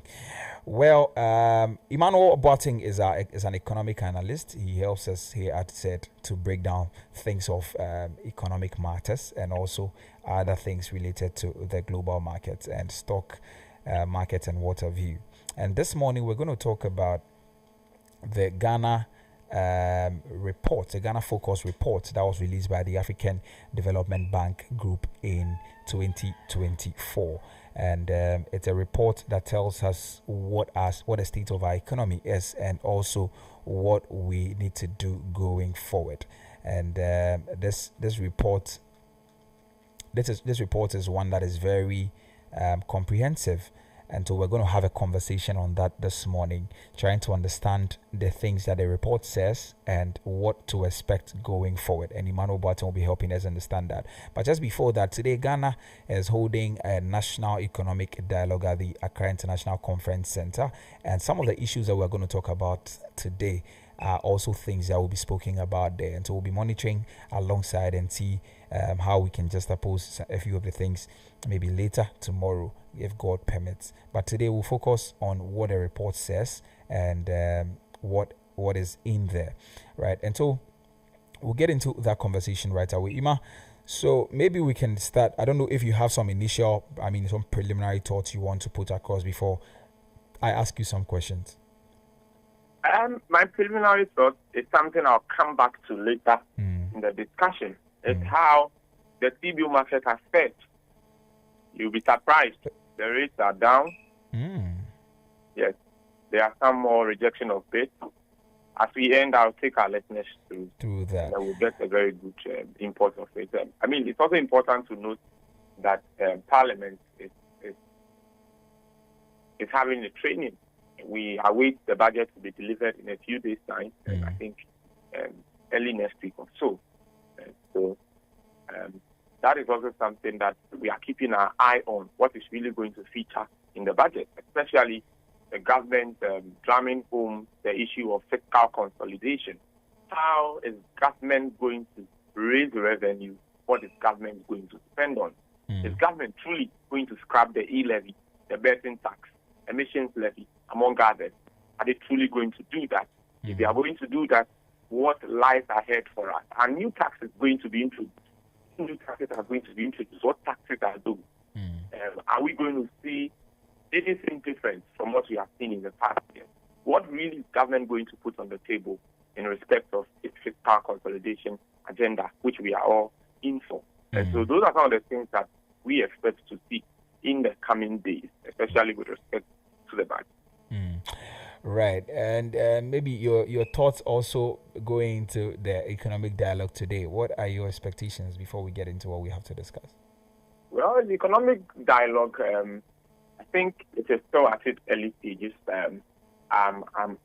Well, for today, I may only want to see the preliminary issues that may be raised before I could fairly give a good assessment of what the main items would be in the coming time. But let's see what will come out of that. For me, I'm heavy more on the budget than on the economic dialogue, because the economic dialogue will present to the president what priority areas, among other things, that the economy of Ghana or the government of Ghana needs to prioritize and what it needs to do. And we all must admit and understand that beyond that stage, the buck stops with the president. The president will decide what to do. It is not necessarily a law that he must follow, but recommendation that will give or will serve as a guide for him in the governance of the economic activities of this country. But the budget be read in Parliament, it becomes a policy of government for which the president and his government would have to run with. That is why, Raphael, I told you the last time, if you see the name of your village in that budget, that a certain kilometer of road will be constructed, a certain hospital will be situated in your village, Raphael, you just need to lift up your hands to the heavens and you thank God for what he has done, because that will be done. It is backed by the law. Right. Okay, well, but people have raised concerns on people are skeptical about the outcome of such dialogues, and we only hope that something good will come out of it. But let's get into what we have to discuss today. Now, the report released last year, that's the Ghana Focus report by the African Development Bank. Has given some indicators, but I want us to start from this particular point. How has Ghana's macroeconomic performance evolved over the last few years, and what are the key trends for 2024 and also going forward? Right. Raphael, thank you very much for the question. And I think you would agree with me that this is not the first time we are going to have a discussion on the macros. Yeah. Macroeconomic performance of Ghana. This is not the first, and it will certainly not be the last. And we are hopeful that our listeners have been paying attention to all the things that we have been discussing. And today is no exception. Today is from the African Development Bank, and our hope is that it will bring some more light, or it will shed some more light on all the issues that we have raised in the past. And so maybe let me just get right at it so that we'll be able to, as it were, exhaust everything we have to do today. And so Ghana's economy has been under some significant stress. Significant stress because we have faced both internal and external issues, internal and external pressure, internal and external stress. Raphael, since COVID-19 in March 2019 or 2020, the country has struggled with macroeconomic stability, rising inflation, and the management of the currency, as it were, a weakening currency. The cedi has not known peace since the advent of COVID. The cedi has been rising and falling like, I don't even know what to use. But that has been the behavior of our economy since the advent of COVID in 2020 March. What has been our GDP trend? Our growth slowed to 2.9% in 2023, a drop from 5.1% in 2021. Between 2017 and, in fact, 2020 or somewhere to 2021, when the president, our former president, His Excellency Nana Addo Dankwa Akufo-Addo, assumed office, our growth trajectory was something that was brilliant and superb. We were on a path of growth and more growth. As soon as COVID hit, and we started feeling the real impact of COVID, things changed. Our growth slowed down. However, African Development Bank is saying that our growth is projected to rebound in 2024. And yes, of course, we have seen that. And that is why, for some of us, we agree that the economy was on the path of recovery before the president left. And in fact, he said it in his last State of the Nation address. And that is totally right, not wrong at all. Because if you consider what was happening before the advent of COVID and the rest of them and some internal issues, up until now, it gives you a sense of some growth, and then we fell. If you like, you may call it a recession. But you can see that the country's performance slightly, or not slightly, actually reduced.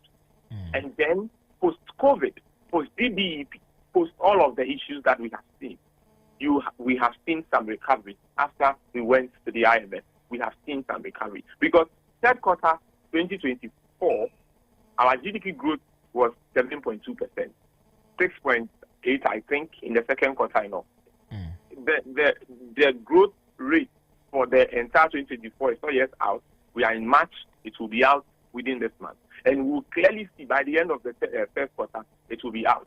We'll clearly see how Ghana grew. And so even this 3.4% rebound that the African Development Bank projected, it may be more than that. It may be between around 5 or 6. We may go back to the pre-COVID level. And so, yes, it is true that in terms of the growth of the GDP, the new president did not inherit, as it were, the difficulties we were in. Because, of course, we entered into an IMF extended credit facility program.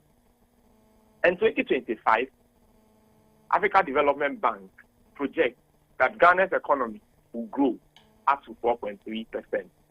We look forward to it, and it will be driven by services and industry. We will be here to do the key analysis of all of these, to really see if services and industry will be the ones to drive our growth like it has done in time past, or the council government is going to put in some investment into agriculture, because agriculture is not in there. There are three key strands or three key pillars of every economic growth and transformation: agriculture, industry, and service. Agric, it forms into industry, manufacturing, service, as it's where the name suggests it is. But we do not see agriculture driving the growth here. We want to see if the government has hold of this report, what is it going to do differently about agriculture to drive the growth of this country, because it is clearly missing. What Africa Development Bank is saying is that it is services and industry that is going to lead the growth. It's going to drive the growth that we are going to see this year. We also want to see what government investment will be in the area of industry, because last week I think we had a conversation and it was clear that we are not really investing much into industry, manufacturing, and the rest of them. And we need to pay some attention. Another item, maybe two other items I'll speak about, and then I'll conclude on this question, has to do with our inflation. In 2017, Raphael, we're running an inflation of about 10.2%. 2017 to 2021, our average inflation between 2017 and 2021 was 10.2%. Raphael, we went as far as 50 something post 2021. We averaged 43.3% in 2023, more than triple.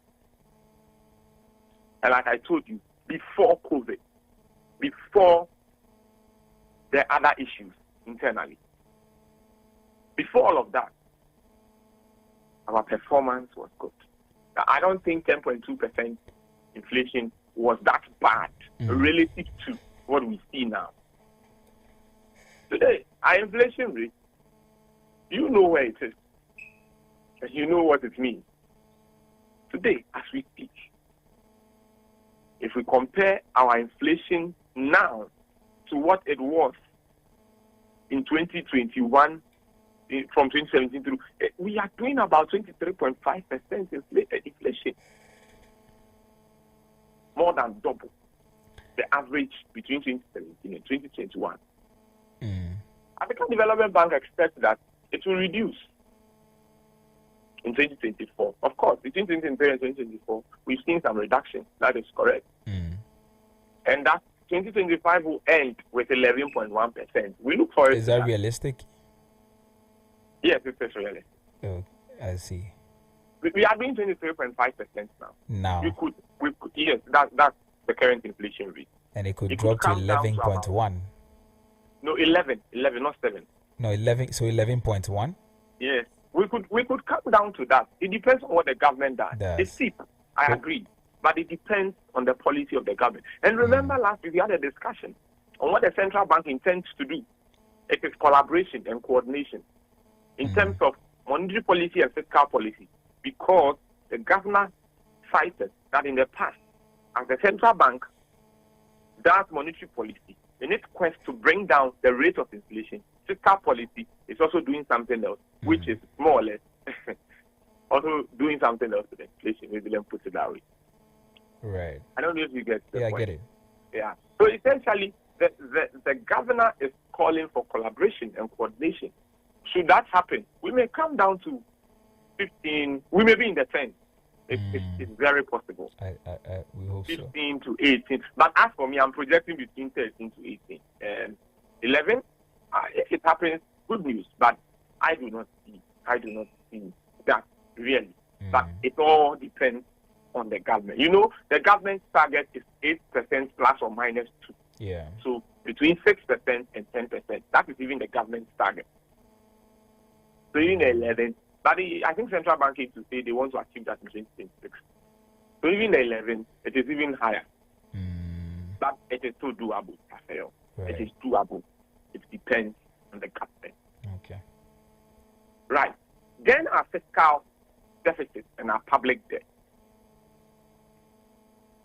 Our fiscal deficit narrowed from 11.8% of GDP in 2022 to 4.5% in 2023 due to fiscal consolidation. So at least we saw some work being done around that. Even our debt, it reached 93.3% in 2022. It forced the government into domestic debt exchange program. And now we are doing, I think, below 70% or so. And so there's the more reason why I say that the change in government did not happen at a time where we were at the bottom of the sea. So that means that President Mahama inherited a good, a recovering economy. Oh, okay. Not a recovered economy, because the economy has still not recovered. It is still recovering. I see. Yes, I am not with the narrative or the argument that says that the economy was intact when President Mahama came. No, because we have seen the crisis. We have seen the bad state. We have seen it in 2022. If President Mahama came at the point of debt distress, if he came at the point of galloping inflation, if the president came at the point where all hope was lost, that would have made that case clearer. But some efforts were made. The government went to the IMF for a program. The government restructured its debt. These are key decisions that were taken. And these are some of the decisions that have brought us here. It reduced our debt to GDP ratio. That is one. Two, what did it do? We saw some fiscal consolidation, among other things. And in fact, even the currency, you know that it went very high. When the past government was leaving, it was fairly better relative to the previous performance. And so, in fact, even inflation peaked around 54 or so. But inflation was around 20-something when the previous government was leaving. Right. And so you cannot say that the state of the economy was at its worst when the previous government was leaving. No. Okay. The economy had already experienced its worst performance, and it was recovering. It was coming out of recovery. It was getting to the previous COVID areas. And the data speaks to that. It is not me. It is what the data is saying. It is what the data is saying. It is not about me or my opinion. It's the data. And usually that is how the arguments must go. So the arguments must not be, as it were, on what somebody feels like. No, the data speaks to it, and it is clear from that. And so, yes. Right, but what does all of this? What does it mean for investors, households, and policymakers? Well, for investors and businesses, they need to navigate a high interest rate environment. They need to. After all, you know, we will still make the argument that monetary policy rate is 27%. I think it was 30% around 2023. Yeah. It's 27% now. My brother, 27% is still a high cost of borrowing, high cost of doing business. And you will not go to any bank and get 27% on a loan. The bank will charge more than this. So you will still be paying about 30%, 29%, 32%. It depends on where you are borrowing, how much you are borrowing, what you are using the money for, among others, the conditions of the loan. But this is very, very high, my friend. 27% is so high. So investors and businesses will still have to navigate that part, the cost of borrowing. And that would, as it were, force them to look at other sources of financing for their business operation. That is one. For households, purchasing power has been eroded due to inflation. 3.5% is still high, especially if your salary has not been adjusted in line with 23.5% inflation. In fact, if you look at the average inflation, it will be around 25%. If you've not had a 25% increase in your salary and it has still been the same, your purchasing power, your ability to pay or buy something has been reduced by about 25%. And so that is an impact. So what do you need to do? You need to do a proper budgeting. It's not everything that you can buy. All right. And it's not everything that you can buy in the same quantity you used to buy. And maybe yesterday I was contemplating a concept, place value of money. You know, I was analyzing the inflation patterns across the various demographic or geographic areas in the country. That the same 5 cities can buy 2 things in Accra, but may buy 4 or 5 in the eastern or Volta region. Place value of money. where you are determines what you can buy. Yeah, but maybe one day I'll launch out big on it. We know time value of money, that the value of money changes with time. A place value of money, that the value of money also changes with place. It's something that I seek to uncover very soon. But especially the point. Households need to look at that carefully. And then for policymakers, yes, I've spoken about them. For them, we look forward to what the budget will bring on board. But they have spoken about fiscal consolidation. And of course, that is the way to go. Efficient spending. My only challenge or concern is about revenue. Are the Ghanaian people going to be overburdened again with taxes?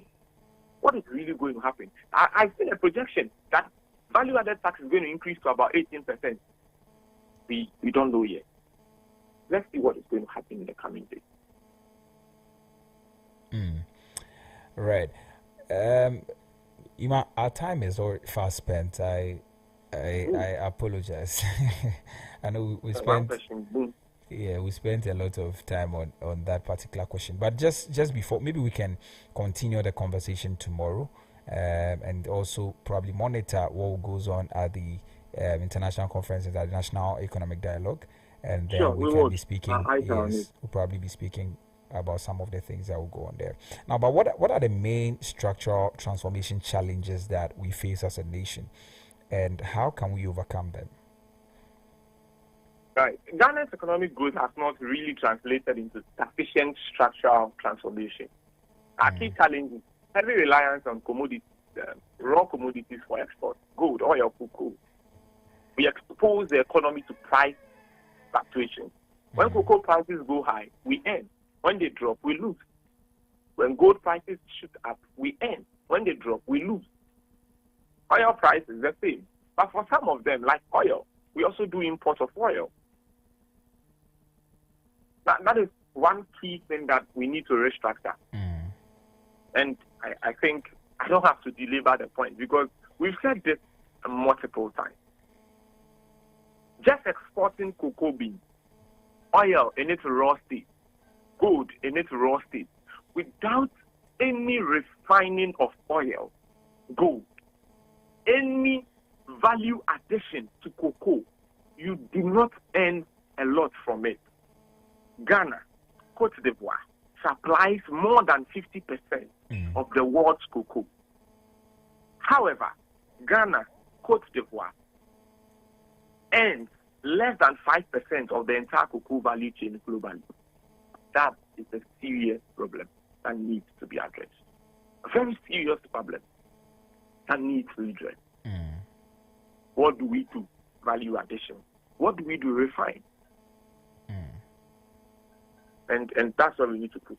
We have a declining manufacturing sector as well.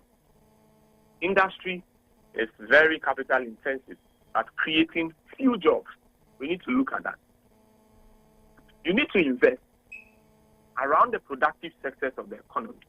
Job creation reduces unemployment, brings income into the economy, feeds into your GDP, impacts your economic performance as it were, your GDP growth, and it comes to boost the economy in general. We need to create sustainable jobs, direct and indirect sustainable jobs. Anytime you invest in industry, anytime you invest in agriculture, one of the key questions, how many jobs is this investment going to create? Are these jobs sustainable? Not that somebody will get a job and in 2 months, 3 months, the person has been laid off and all of that. Maybe let's not get into discussions of laying off of workers if it is something you want to add. Urbanization without industrialization, it has led to a lot of informal employment growth instead of formal sector expansion. So yes, it has not been captured. What do? We should invest in industrialization. Programs like One District, One Factory, it was a very brilliant program. I mean, nobody should shy away from it. It needs to be expanded and done well with better financing or enhanced with better financing. We need to improve our infrastructure and energy access. Electricity costs are high. It must be brought down. Transport inefficiencies, this is something that I don't even want to mention. I still do not understand why I should spend 2 to 3 hours to move from Okonglu to Accra to work. I'm speaking on behalf of my friends and brothers who moved from Madina, Okonglu, Achimota, the rest of them, to go and work at Accra. And they spend 2 hours to 3 hours to get to their workplaces. When they close from work at 5, they get home around 8, 9, and 10. Because of what? Traffic. That is inimical to productivity. Someone gets to work already stressed out.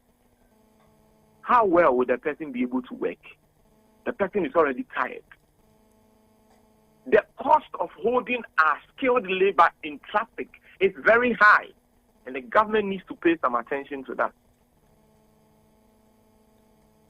Our transport arrangement is very poor. It's not just about potholes in roads. No, that is not the only thing. Traffic. See, Raphael, the Okonglo traffic has not been working for some time now. Anytime I'm going to East Legon, it's like, I don't know how to even say it, Temple Run or something. It has not been working. And many other traffic lights in this country have not been working. And I think that the government needs to pay close attention to that. Why should I spend 6 to 8 hours moving from Accra to Kumasi? Why? I know somebody will say there's a plane and he didn't go in for it, but no, that's not the point I'm making. Why? By car, why should I spend 6 to 8 hours to get to Kumasi? And now that Amasaman road is not in a good shape. Why? Isn't it possible that we can cause our road infrastructure to move people from Kumasi to Accra between 30 to 45 minutes? It is possible, Raphael. It is possible. Go elsewhere. Train works. 45 minutes. You can move between cities. And that will not make people to relocate from Kumasi to come to Accra. Increases the urbanization pressure, the cost, and I mean the pressure on the social amenities also go up. And you see so much overcrowding.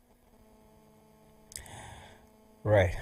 Let me rest my case here. I think our time is up. Okay. I mean, if I go on and on, saying about yeah, our time is fast spent. So just run us through the T-bill. Oh yes, I promise you that. You mentioned you were going to talk about that real quick. Yeah. So Raphael, this week also tender 1944. That's where we are, which ended on the last day of February 28th. Now the interest for the 91 days is about 20.7 or 20.8%. 182 days 22%. 364 22%. The interest rates have fallen. I told you we'll come between 50 to 20. I don't know if you remember, and gradually we are there. We've flown from 30. It was around 30%. Now see where we are now, and I'm telling you, in the next tender it is going to go down. Some bits were rejected. For instance, 91-day treasury bill, 6.2 billion was tendered in. 2.3 billion was accepted. And so, of course, there has been a huge rejection.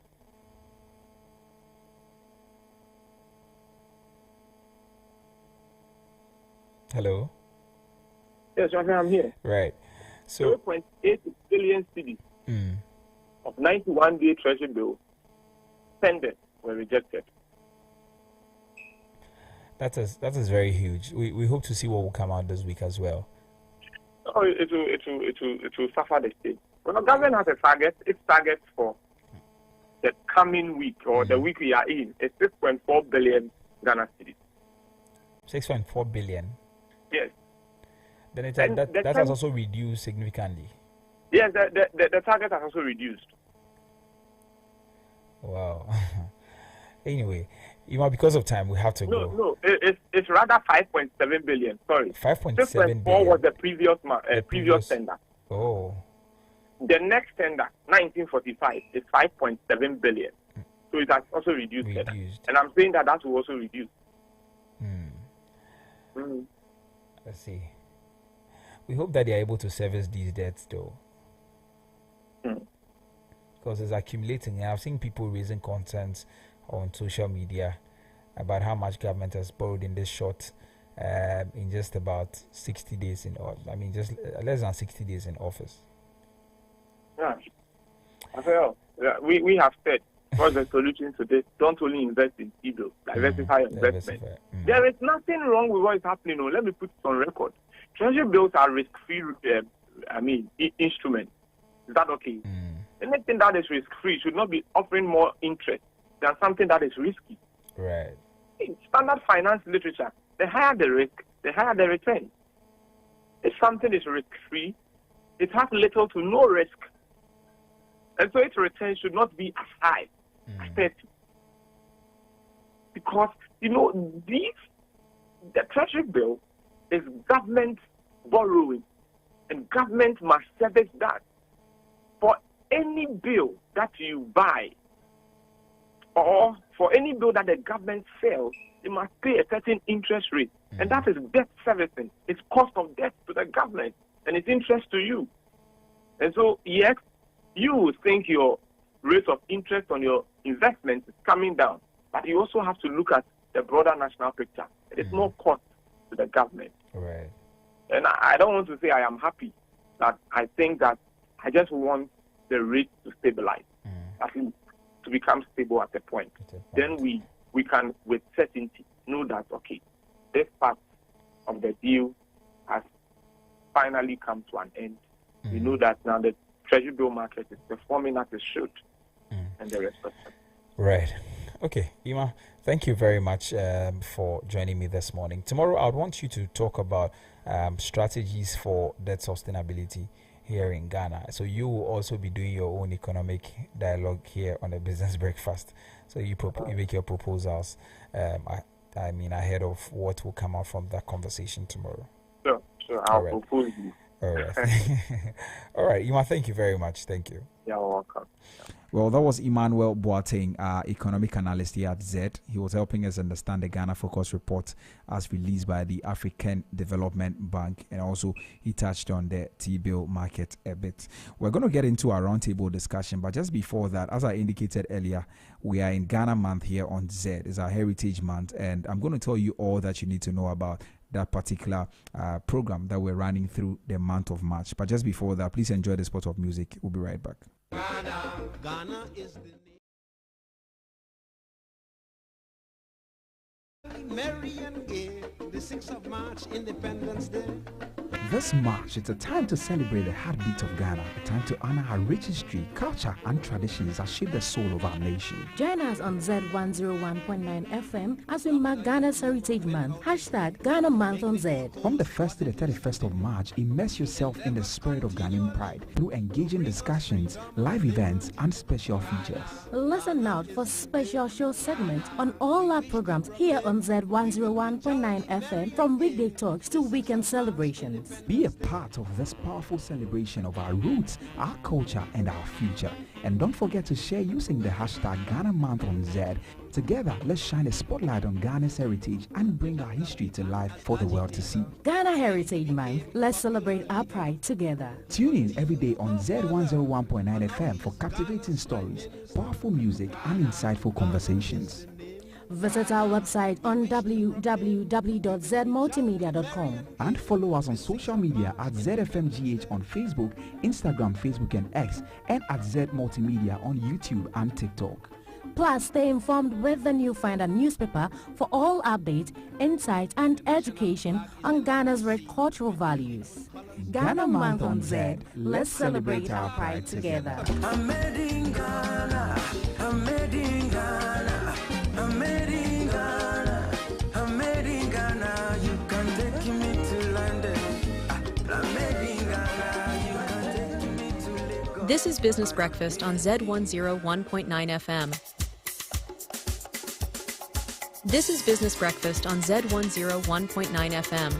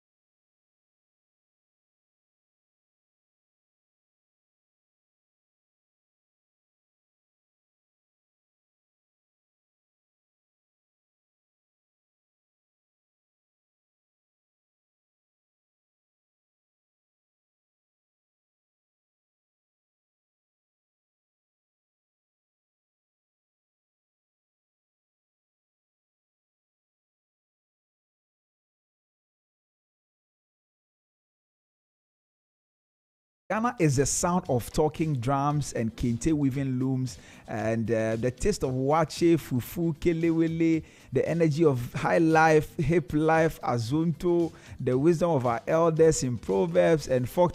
Ghana is an experience.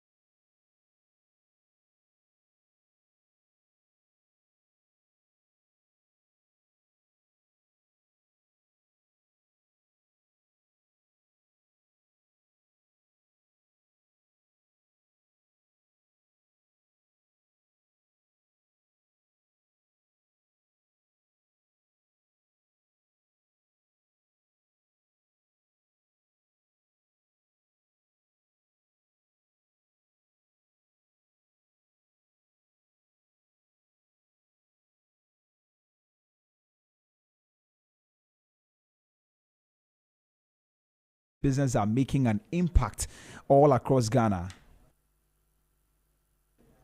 And there's also going to be a taste of Ghana. Our food is legendary. I'm sure you know that. Ghana's food is legendary. We're going to explore the history behind some of our favorite dishes. We're going to explore the nutritional value of our local ingredients, and even have some live, hopefully some live cooking sessions with all kinds of people. So maybe you're going to enjoy a lot this particular period of Ghana Month here on Zed. And there's going to be music and entertainment with a Ghanaian touch all across. So from from golden era of high life to the modern beat of hip life and Afrobeat, we will celebrate Ghanaian music very well. We're going to celebrate our dance. We're going to celebrate the legends who have paved way for us. It's going to be sweet and amazing here on the Business Breakfast, on Brighter Side, on all our shows here on Z101.9 FM.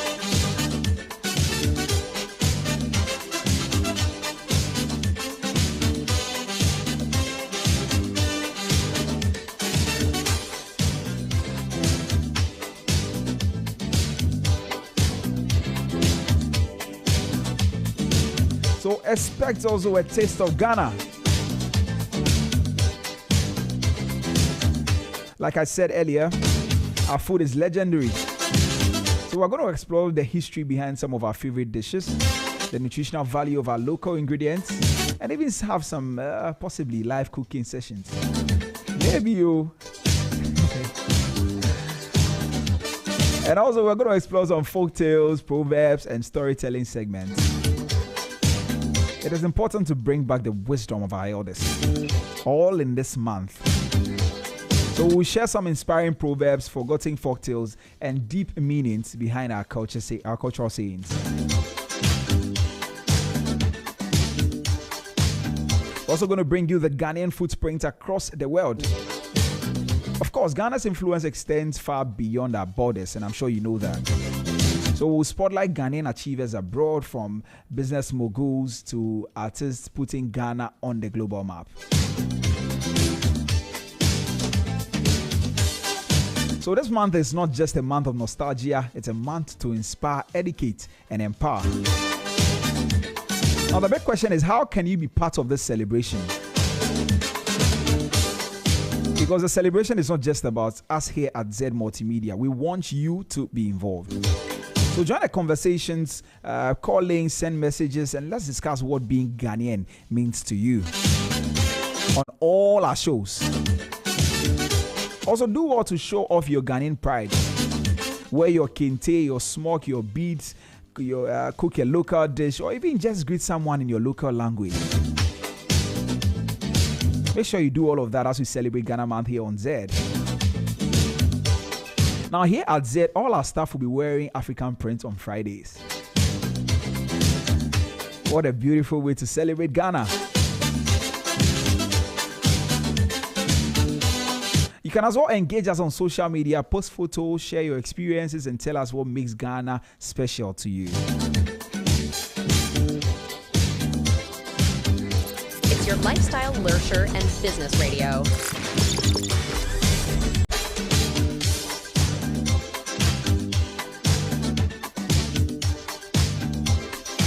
This is Business Breakfast on Z101.9 FM. Of course, you can use the hashtag Ghana Month on Zed. Let's flash social media with Ghanaian culture. And Zed Multimedia on YouTube and TikTok.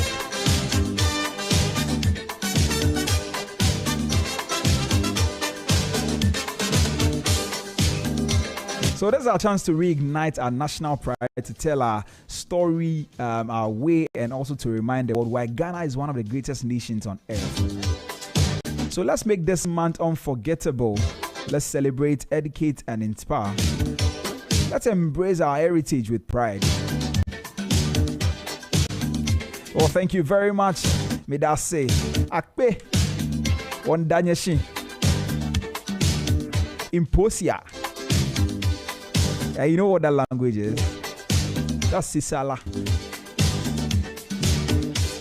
I wish I could speak every other language. But it's Ghana Month on Zed. Make sure you engage our content. Well, that will be all for me briefing you on what we'll be doing on Zed here within this month. Now, we're going to get into our roundtable discussion. I know you're enjoying the music, but we have to continue the conversation, and we're going to have a very important conversation this morning, and I am very sure you will enjoy it. I already have my guest over the phone lines, and so we're going to get right into that. Over Zoom, yes, he's over Zoom, sorry. Yeah, over Zoom.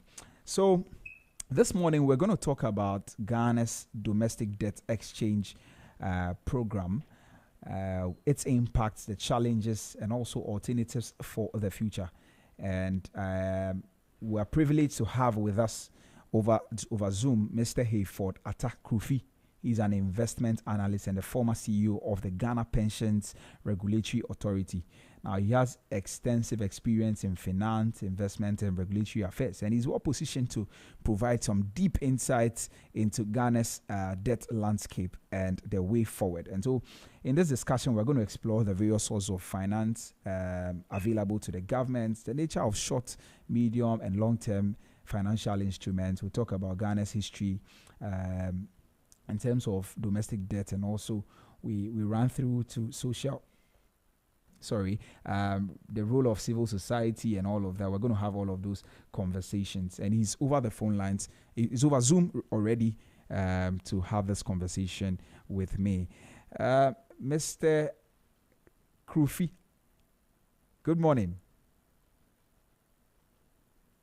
Hello, sir. Good morning. Good morning. Can you hear me? Yes, I can hear you loud and clear. Thank you so much for joining us this morning. Am I speaking to Prince? No, this is Nee Trebi. This is Nee? Yes, this is Nee. Okay, yeah. We're very much honored to have you. Fantastic. Yeah, nice to be here as well, Nee. I hope you're enjoying a very good morning in Ghana. Yes, it's a very good morning here in Ghana. I'm enjoying it. Unfortunately, I am.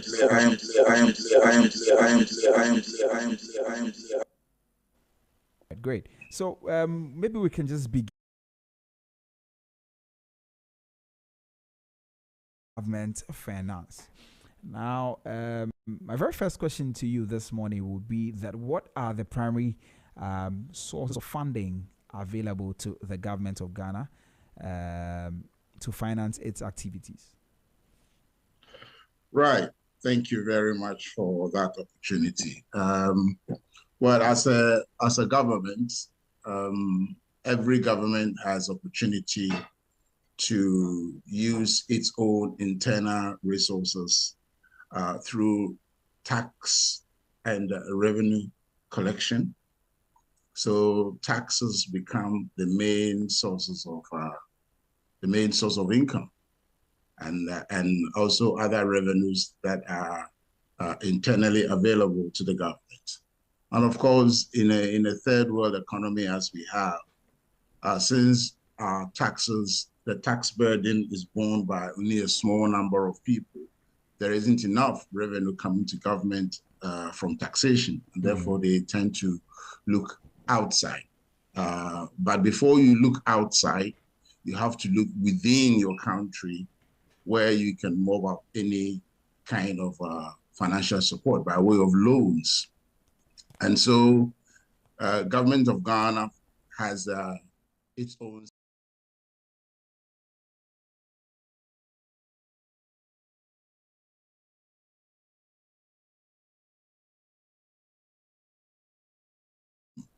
traditional investors. So, and then so when you put all that together and you're still not having enough, then of course you begin to look at external sources. So a government has multiple, put it that way, multiple sources of funding. But here internally, the government of Ghana securities come by way of bonds or treasury bills. And that is the main way that it can borrow from within its country. And it starts with its ordinary citizens, people who can afford to give government loans when a government issues a bond or a bill through the Bank of Ghana. Then if you have the affordability, then you can afford to give the government of Ghana a loan, of course, as an interest rate. Banks also are a source of funding for governments, retail banks, as well as investment banks through their collective investment schemes, right? The mutual trusts and then the unit trust and the mutual funds. Pension funds is also another strong funding opportunity for government, and then insurance funds and so on and so forth. So all these things come together and gives the government a big avenue for raising funds within the country. But of course, that also means that the debt that you owe the institutions and individuals in the country also begin to balloon. Yeah.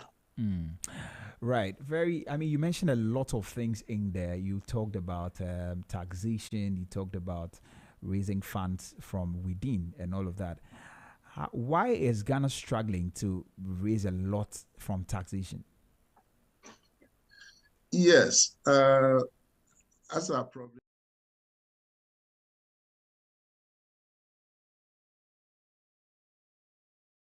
is borne by a small number of people, because ours is more of direct tax, which is income tax.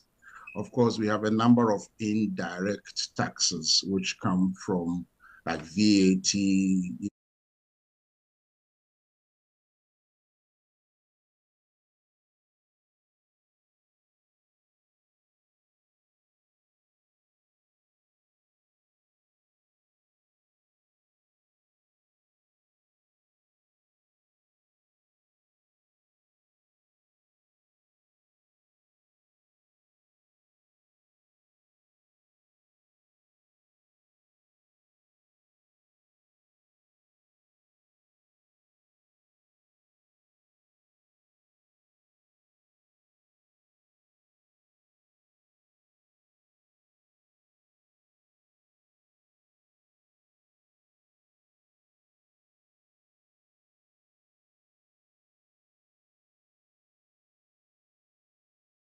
Tax burden tends to be borne by only those who are in direct employment.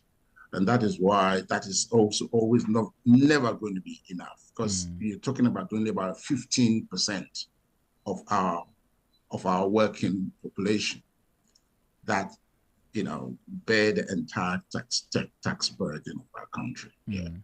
Right, just because we're talking taxation for a few minutes, we're going to get into the debt restructuring program very soon, the debt exchange program very soon. But just because we're talking about taxation, one of the very key things I've been struggling to understand is why we can't tax our informal sector, or what must the government do. And I would want to hear your thoughts on that. Right. See, the informal sector income generation is unpredictable. You cannot determine, for example, you are in the formal sector. We know exactly how much NE receives at the end of the month. And therefore, we can predictably tax NE based on his income. So that is straightforward. Right. And it's taken at source. But let's say a driver on the road, a trotro driver on the road from Accra through East Legon, where you are. Some days are good, some days are not good. There's a lot of cash collection. Our informal sector is based on cash economy. And therefore, when people earn cash, it is difficult to track how much they have earned for you to be able to take the taxes from them. A lot of people are into farming, for example. A lot of people are in the markets trading. And because the transactions are all done per cash, it is difficult to track how much has come in. Many of these informal sector workers are not even VAT registered, for example. And so if you're going to rely on such an unpredictable means of collecting your revenue, you're always going to, struggle. I remember not too long ago, the GRA was accused of, going to literally stay on some business premises and locking doors and making sure that they're doing the collection directly and all those things. The whole nation was up in arms, uproar. What is GRA doing? That's not the way to collect tax. Let people, determine their own taxes, and at the end of the year, do their self-assessment and bring the money to you. It's quite bizarre in an economy which is largely informal to be able to rely on such unpredictable sources of revenue generation to get your taxation from. So does it mean that nothing can be done about it? Gradually, our economy is being digitalized. A lot of businesses, from the registrar office of the registrar of companies to GRA to the Ghana card system, are the bits and pieces of our economy are now being put together and gradually being digitalized. So the digitalization agenda, which I believe needs to be fully engaged between government and stakeholders, that will be the only solution that we can get everybody into the tax bracket. I mean, every economy is based on that, linkage between business and government, and then the revenue generation institutions like the GRA. So something can be done. Something can be done. And I think we are on course. And as a nation, we have to continue with that and ensure that our digitalization agenda, is taken more seriously. Right. We hope that something good comes out of all of that. Now, you also mentioned, you talked about borrowing domestically and also externally. Now, I want us to talk about that a bit. How do domestic borrowing and external borrowing compare in terms of cost and also sustainability?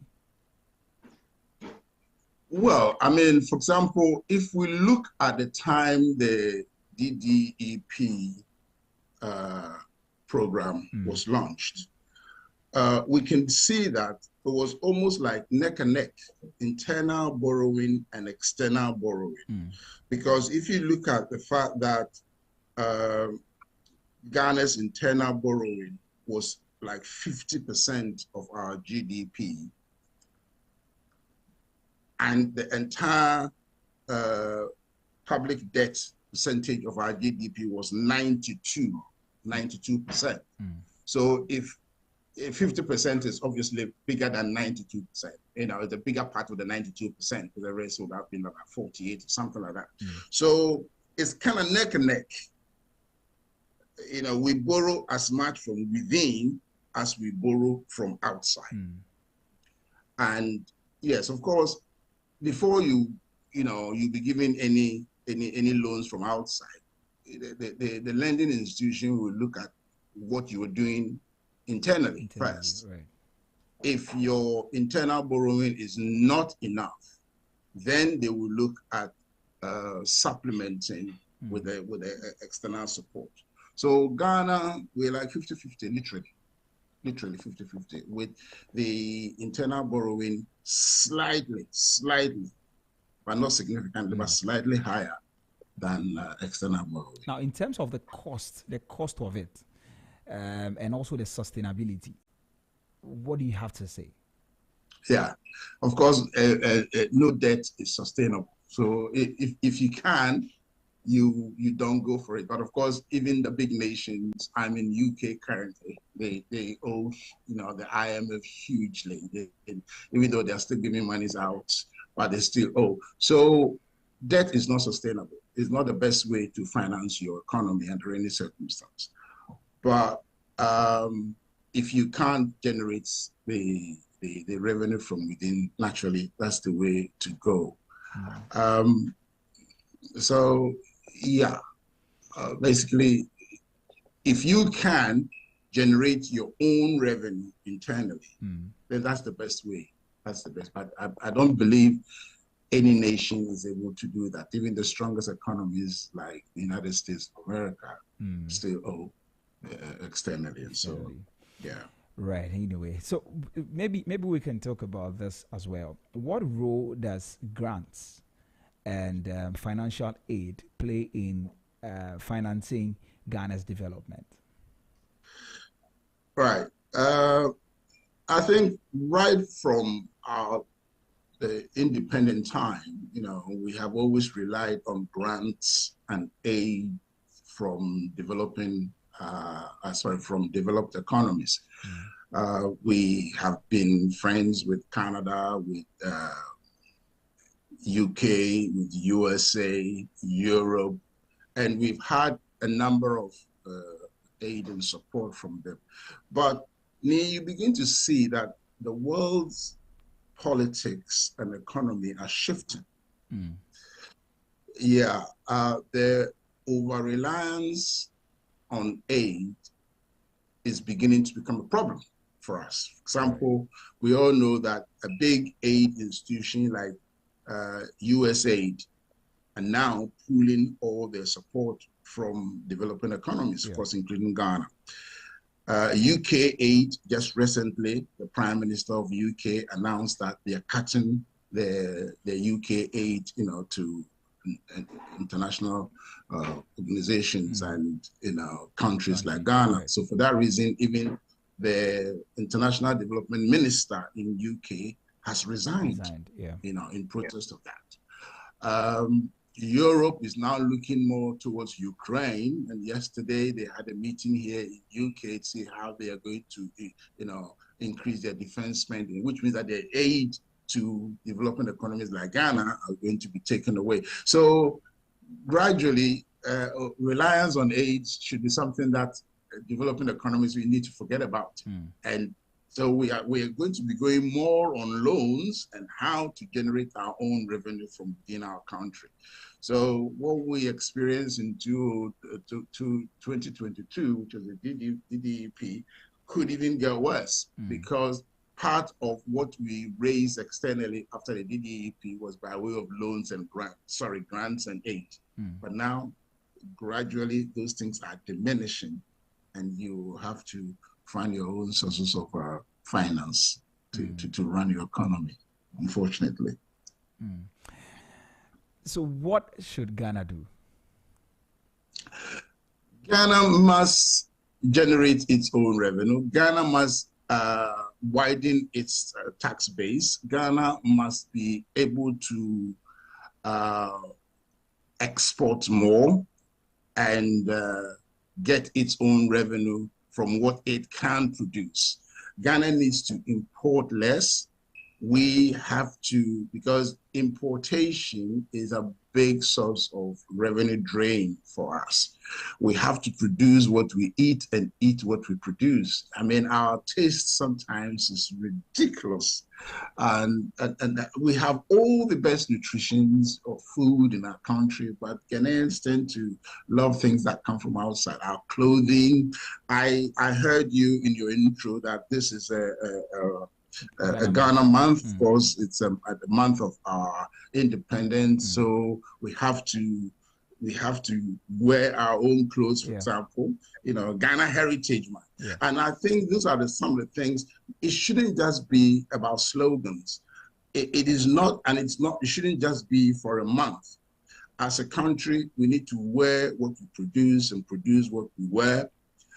And do this not just for a month, but for a whole year. It has to be something. You see, if you look at the southeastern economies, the Malaysias, the Singapores, and all those economies there, that is what they have done, and they've been able to rely on themselves. Self-reliance is the key because the whole world's economy has already been set. You can never look to the West, and you can never look, to Africa, because we've been struggling. The trade within Africa, you try and go to Nigeria and then see if you can make a phone call even back to Ghana.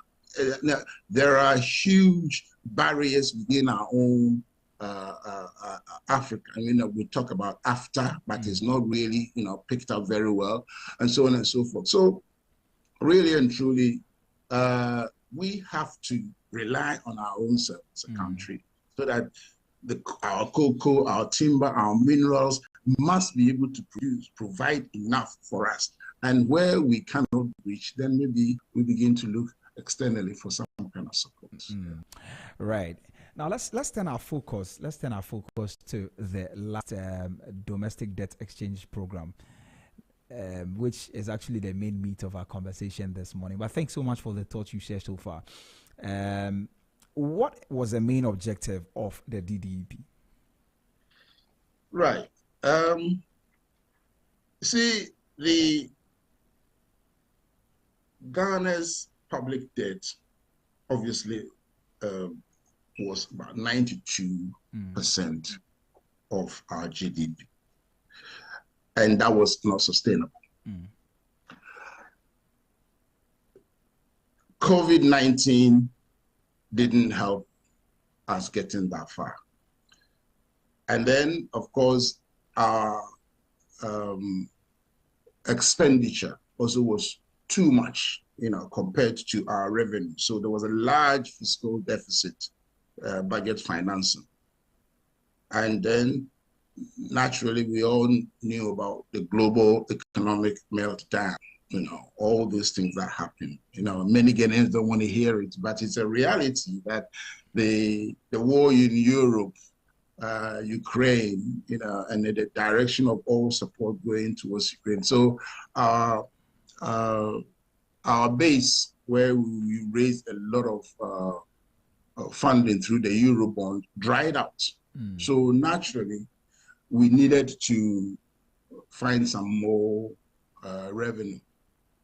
And that is why we went to the IMF. And the IMF said, look, before we can give you any support, you need to rationalize your own internal debt. You need to look at how you owe and what you can do to reduce your internal debt payments. And naturally,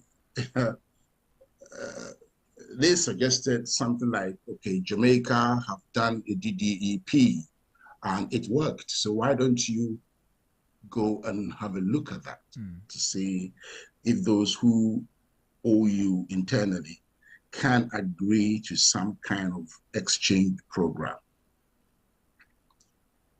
And this is what brought our own DDEP when it was announced in October, I believe, in 2022. Because at the time, Ghana's domestic debt was about 50% of our GDP, which is about $63 billion. And if you could raise or save some money out of the repayment of this $63 billion, then you could use part of that to run your economy, and then the IMF could supplement that with about the $3 billion that we were looking for. So that was the purpose and how it all came about. Yeah. But how did it impact institutional investors and also pension funds and individual bondholders? Well, we also how it unfolded. First of all, the institutional investors needed to be consulted by the government, of course, through the Ministry of Finance. And the whole picture was made clear how the funding needs to be done. Of course, it wasn't easy for us as a nation to take it in because Government of Ghana securities, even though no investment is safe, from risks, Ghana government securities are relatively the safest because there is always a government guarantee. Government can never run away with your money. And the government is of a permanent succession. So even if there are political changes, a new government will continue with what the old government did and so on and so forth. So everybody went to sleep knowing that, look, government bonds are the safest. So we all pushed all our resources into it. And of course, it was also helping government to raise funds. So when it happened, it hit every facet of our economic life. So it led to social unrest. We all saw there was a political backlash, and some people even say that the outcome of our last election can be traced back to the DDEP. Right. There was also economic payback as people then lost confidence in the banking sector, because the banking sector was the one that was the most hit When I come to pension funds, at the time I was the regulator of pensions in Ghana, and you know how we managed to convince the government that pensions are people's deferred income, and therefore, if you include pension in the DDEP, there will be double taxation and so on and so forth. And we managed to pull pensions out, so pensions were not included as part of the DDEP. So at least we managed to save about 30 billion of the funding of the debt, you know, untouched because it was pension funds. But banking institutions were heavily affected. Investment banking was also heavily affected. Insurance was also heavily affected. And of course, individual bondholders, very, very heavily affected. So people's confidence was knocked. You know, nobody wanted to go to the financial institutions. People wanted to keep their own money at home. People started buying dollars and pounds and euros and hoarding them at home. So in effect, even though the government was trying to solve an economic problem, it created more economic problems because, you see, money needs to go round. Money needs to go to the banks, and then the banks will have to give loans, and the loans will have to be repaid, and then less money in people's hands, and therefore, you know, prices don't spiral out of control. That is how economies run. But as soon as the DDEP was announced, there was a halt somewhere.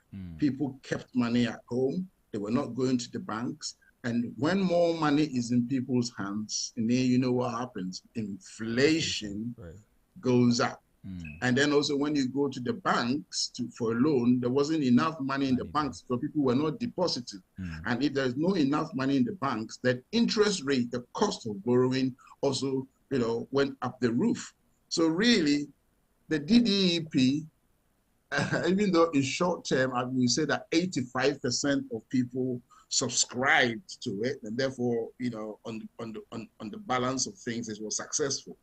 But the after effect that it had on our economy was devastating. Devastating, yes. It wasn't, in hindsight, it wasn't the best way to achieve what we wanted to achieve. So in your opinion, you think it was poorly implemented? Sorry, again, I think it was what? Poorly implemented.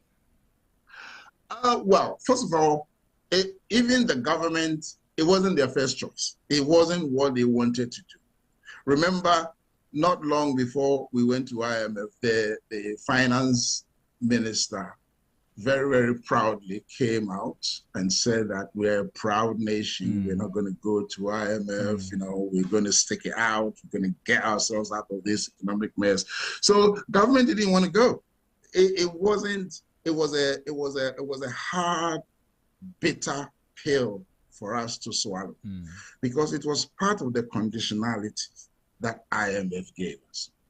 So yes, government didn't want to do that, but of course, if it is given to you that look at how you can mop from within your own economy before we can help you don't have a choice. And sometimes, as a third world economy, these are some of the things. The prescriptions that we have from the IMF and the World Bank sometimes are not the best. They're not the best. Yeah. So in hindsight, there could have been other ways of doing that, but it is above my paycheck. So Right. Well, so it was a difficult thing. I mean, a hard pill to swallow.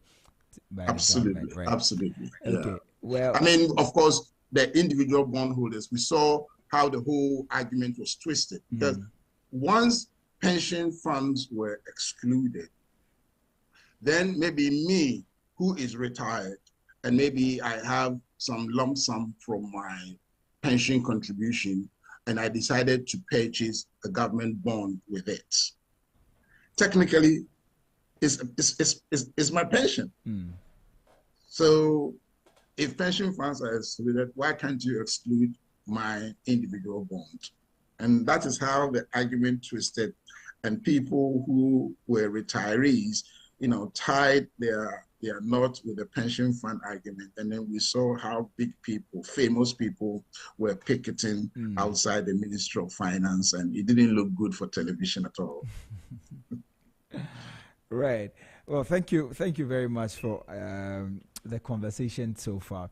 Now, what is exactly 39? So we have about 21 to the top of the hour, and we're speaking this morning with Mr. Aford.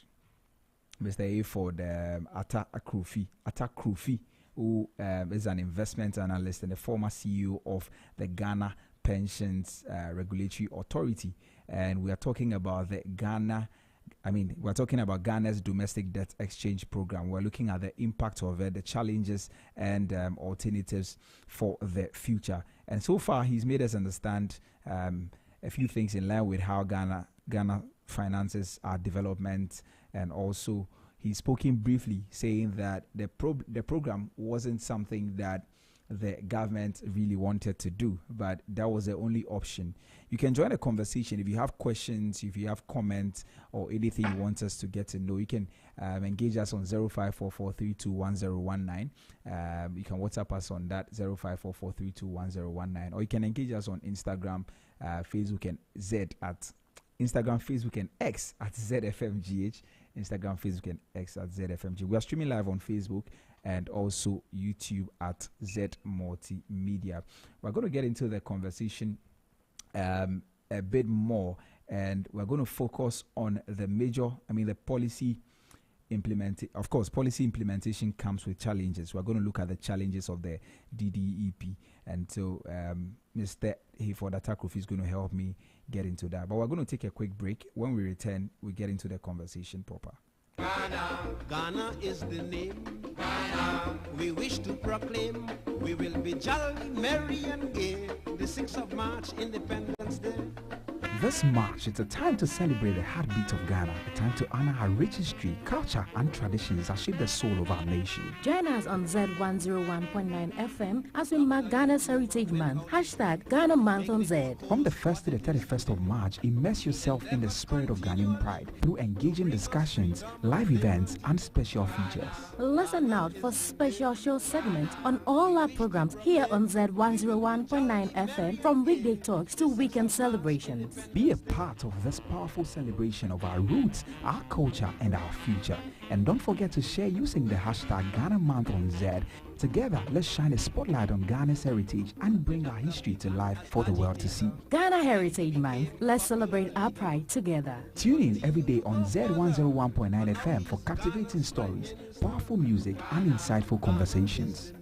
Visit our website on www.zmultimedia.com. And follow us on social media at ZFMGH on Facebook, Instagram, Facebook, and X, and at Z Multimedia on YouTube and TikTok. Plus, stay informed with the New Finder newspaper for all updates, insights, and education on Ghana's rich cultural values. Ghana Month on Zed. Let's celebrate our pride together. I'm made in Ghana. I'm made in Ghana. I'm made in Ghana.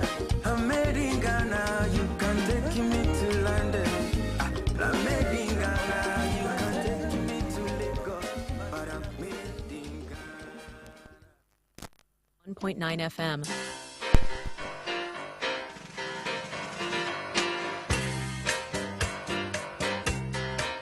This is Business Breakfast on Z101.9 FM.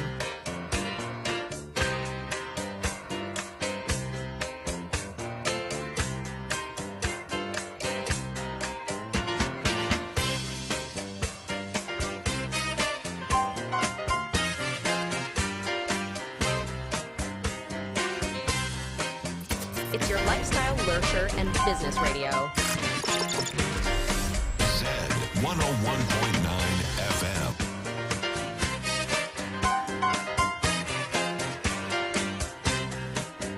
Everybody, do what you're doing. Smile will bring us sunshine day. Everybody, do what you're doing.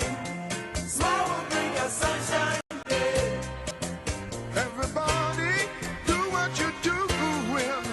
Your smile will bring the sunshine day.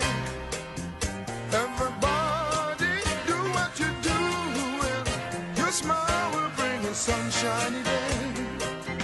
Everybody, do what you're doing. Smile will bring a sunshine day. Everybody, do what you're doing. Smile will bring a sunshine day.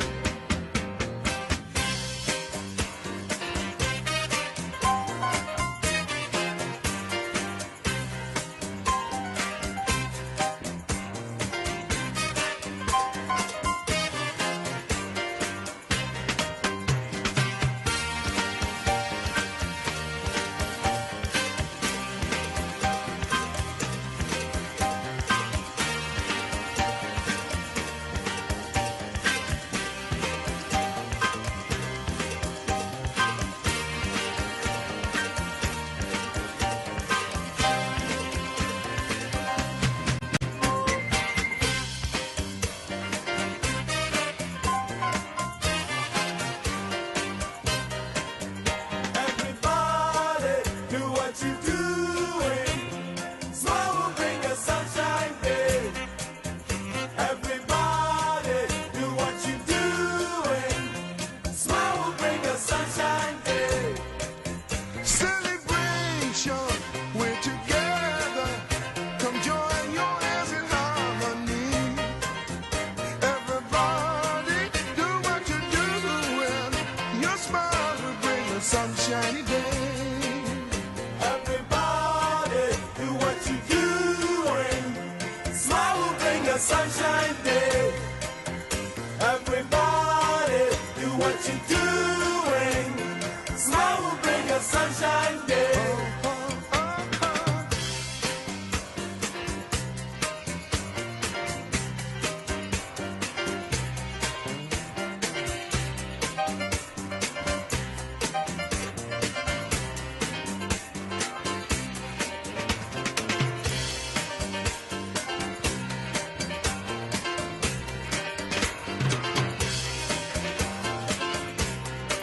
It's your lifestyle, lurcher, and business radio.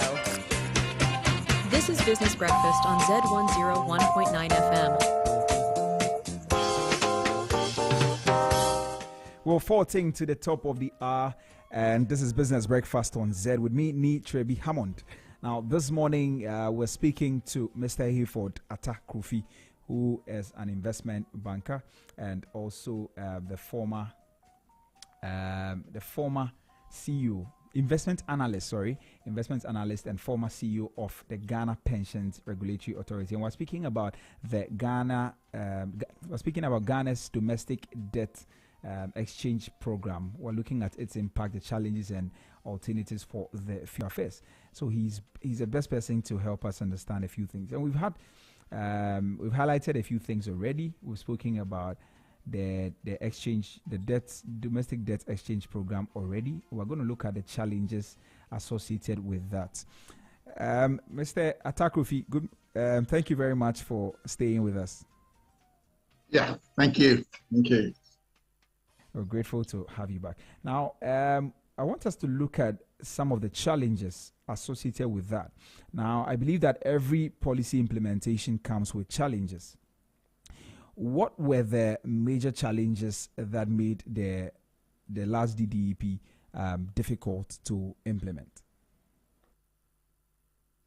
Well, thank you very much. First of all, the Ghana bond market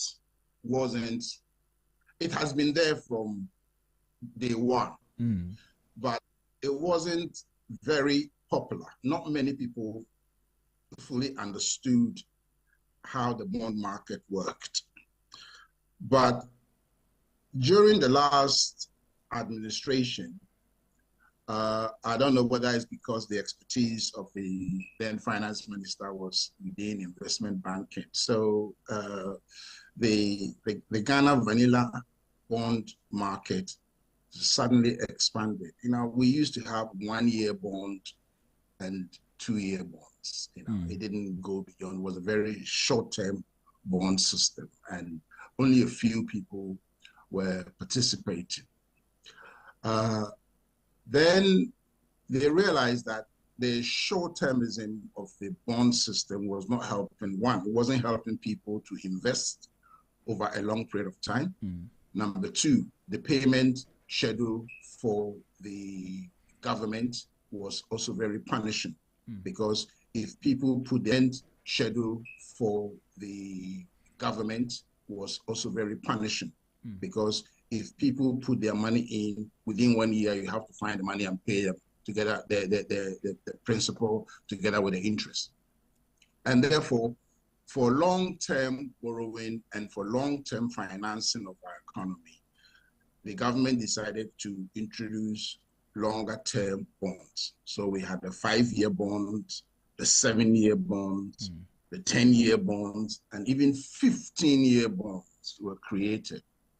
And it sort of made Ghana a good destination for investment, because people really want their monies to be in to earn money for them over a long period of time. So, for example, pension funds found that quite accommodating, that long-term investment. So really, it became palatable. It became popular, and a lot of people went into the bond market, the fixed income market, as they call it. And therefore, when the DDEP hit, it affected a large number of people, because that was a new area that people were exploring for long-term financing, and also for generating some income for themselves in future. So a lot of people were caught in it.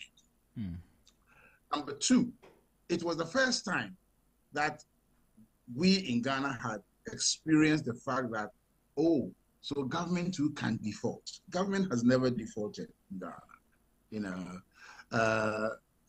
I don't remember from my long history in Ghana that government has defaulted. There may be a blip here, delays in paying coupons here and there, but in terms of all of a sudden coming to tell us that, Charlie, we can't afford it, we need to exchange, we need to do this, and then the word haircut was thrown into our media space, and then suddenly it picked currency, and nobody was listening to anything at all. Oh, there's going to be haircut. Oh my God! So people started panicking. Right. Started panicking. So that was the first time we had experienced it. Number three, it wasn't something that the government had really thought through like it happened in Jamaica. Jamaica's one, the stakeholder engagement was for a long time before it finally hit. So people had been prepared. The media had had the chance to understand it before it came.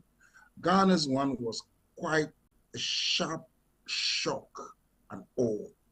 People could not get enough time to really fully understand. Because, see, let me tell you, nobody lost money in terms of we won't pay. Every bond that was taken was going to be paid. Now, by the year 2027 and 2028, people would have been paid together with their principals.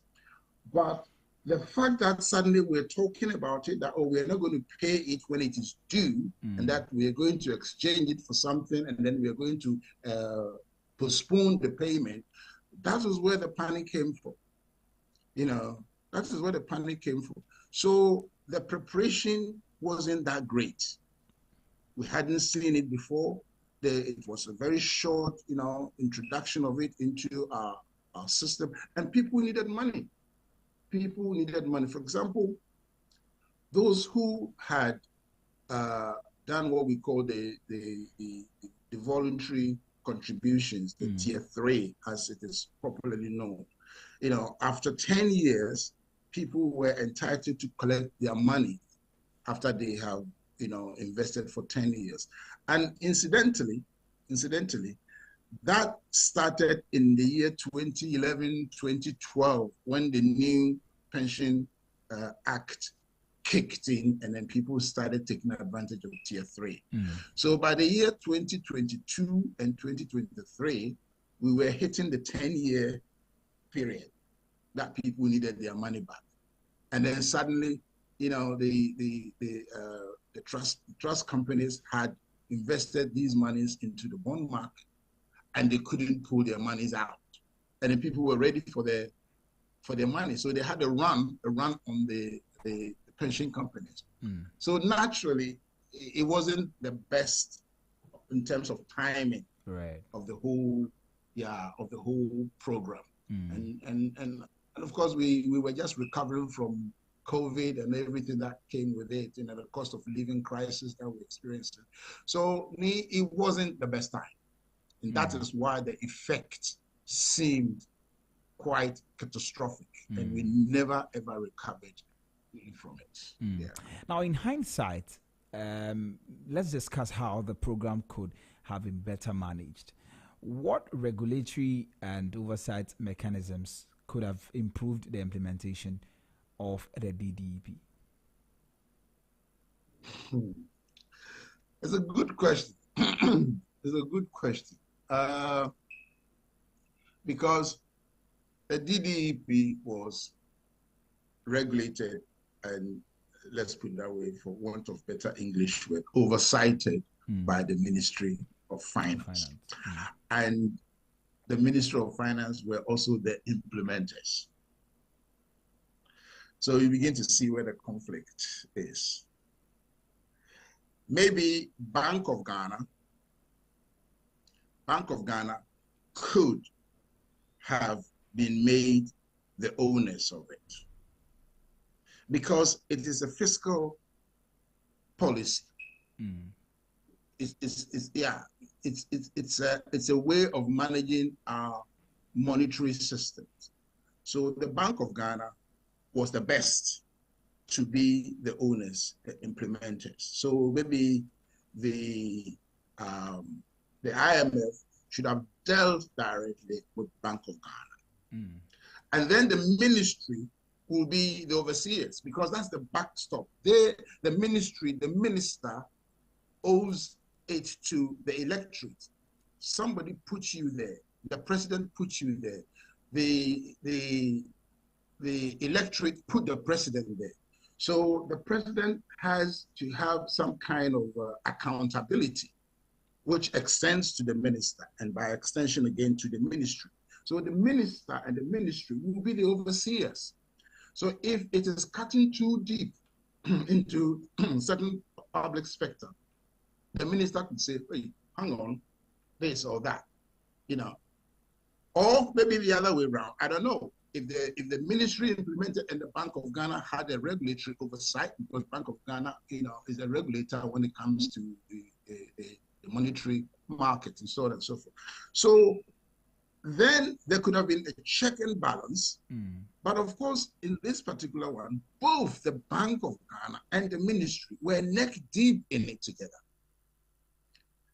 And I think somewhere along the line, there was conflict, there was lack of oversight, and a lot of dictation coming to us from the IMF, who themselves were the ones who, you know, brought out this conditionality. So really, it is the first time we've experienced that. And maybe if it should happen again, it will have to be better managed. And in the words of your question, a better regulatory oversight, you know, its implementation, and maybe a longer time for people to consume what is happening before it can be better implemented. Now, you talk about stakeholder engagement when you talked about the problems or the challenges associated with that. Do you mean that there wasn't adequate consultation, or what could have been done better? There was consultation. I mean, I used to be at NPRA at the time, so I know how many meetings were held. People, how the IMF, you know, IMF went to Bank of Ghana, they went to NPRA, they went to SEC, Securities and Exchange Commission. They went to National Insurance Commission. And they met trustees, they met investment bankers. There was a lot, but it was more about the institutional investors who were consulted. Individual bondholders were at the receiving end of it. They were not consulted enough. And that's a problem. That was a problem. That was a problem because that was the poorest of the spectacle. You know, the optics of seeing individual bondholders picketing at the Ministry of Finance was not good. But they were not, you know, they met some people who professed to be spokespersons for these individuals. But you can never have enough spokespersons for an individual bondholder. I didn't see a town hall meeting, for example, of bondholders with the whole thing being explained, you know, in simple, non-financial language to them to understand what was going to happen, the fact that they were not going to lose their monies, but then because it has come up for payment within a very short time and we don't have the money to pay it, we are going to postpone the payment of the coupons and so on and so forth and so forth. It wasn't, maybe, it wasn't fully explained to them. And they were the hardest hit individuals. They didn't have any spokespeople, as it were, to be speaking on their behalf. For example, as we in the pensions industry spoke on behalf of contributors, for example. So those are some of the things, but I don't fault too much. You know, we are all talking from a hindsight point of view. Right. And sometimes you can be wiser after the event. Because when the whole thing was unfolding, when the whole thing was unfolding, it was very, very difficult.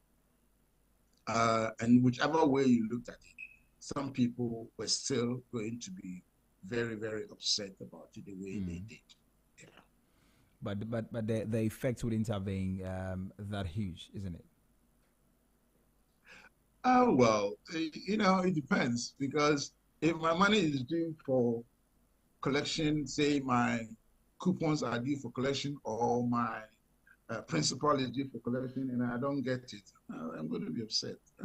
The way you look at it. Well, but we didn't see it coming. Yeah, but if you're consulted properly, then maybe you would have understood that this is what is going to happen, and maybe you prepare adequately for that. Right, but I know Parliament and financial regulators should have played a role in all of this, I mean, to ensure a smoother execution. What role do you think they should have played? Yeah, of course, I didn't bring Parliament in because naturally they are the lawmakers. But you see, when it comes to the DDEP, it wasn't a law. You know, it wasn't an act, DDEP Act or something, which would have been passed by Parliament. For that reason, they would have a regulatory overview or a supervisory powers of it. It wasn't like that. It was a monetary decision that had to be taken by government. So it didn't go to Parliament. But of course, Parliament could have also asked more questions. So maybe, you know, bring the minister in and then, you know, get some. But unfortunately, our Parliament tends to be too partisan. I'm really sorry to say this. It tends to be too partisan. And therefore, when it comes to a time where, as a nation, we need to pool resources together, we need to pool our weights together and do bipartisan approach in ensuring that some things are properly done and properly monitored. We lack it. I mean, here in UK, for example, the Conservative Party and the Labour Party, which is in government, have really, really come together in saying that, look, we will stand by Ukraine no matter what. When the Prime Minister just announced that he's going to increase defense spending up to 2.5 billion and to now and then 3 billion to the next parliament. The Conservatives, who are very, very active opposition, did not, they didn't oppose it because we stand together in this when it comes to national defense, national security, So there are times and things where I expect our parliament to come together, right, and support, or let's say oppose, whatever it is, wherever they want to go. They need to pull resources together, but we don't see that. We don't see that. And maybe your question would have sat very well with me if the voice in unison of Parliament had been heard during this time. But sadly, we didn't hear that. It was all scattered and on partisan lines. And that is very, very worrying. So, what would be the biggest takeaways from our experience with the DDEP for you? Well, I mean, like they say, when one door closes, another window opens. Okay. There has been an over-reliance on government of Ghana's securities when it comes to investment in Ghana. There's just too much. And for me, it is a lazy way of investing. Okay. Right now, with the bond market, people's confidence having gone down with the bond market, now they've switched on to the treasury bill market. Yeah. And just last January, the government had to borrow 40.59 billion Ghana cedis to finance treasury bill, and almost another 30 billion or so. I'm reading from the Bank of Ghana website now for February. So now the borrowing has now shifted from the bond market to the treasury bill market. And it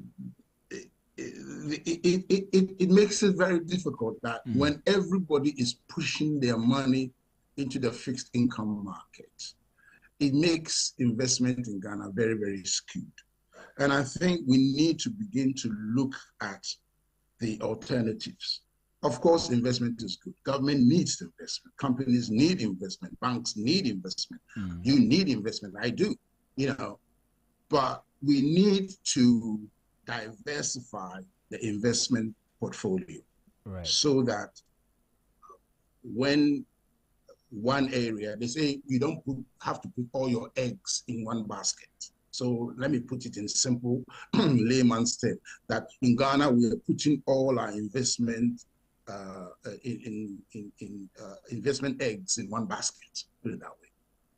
And naturally, it's going to be heavy and it's going to break. So I get worried about treasury bills, but I don't want to sound in panic right here. The government is doing what it needs to do and doing it quite well. So that is fine.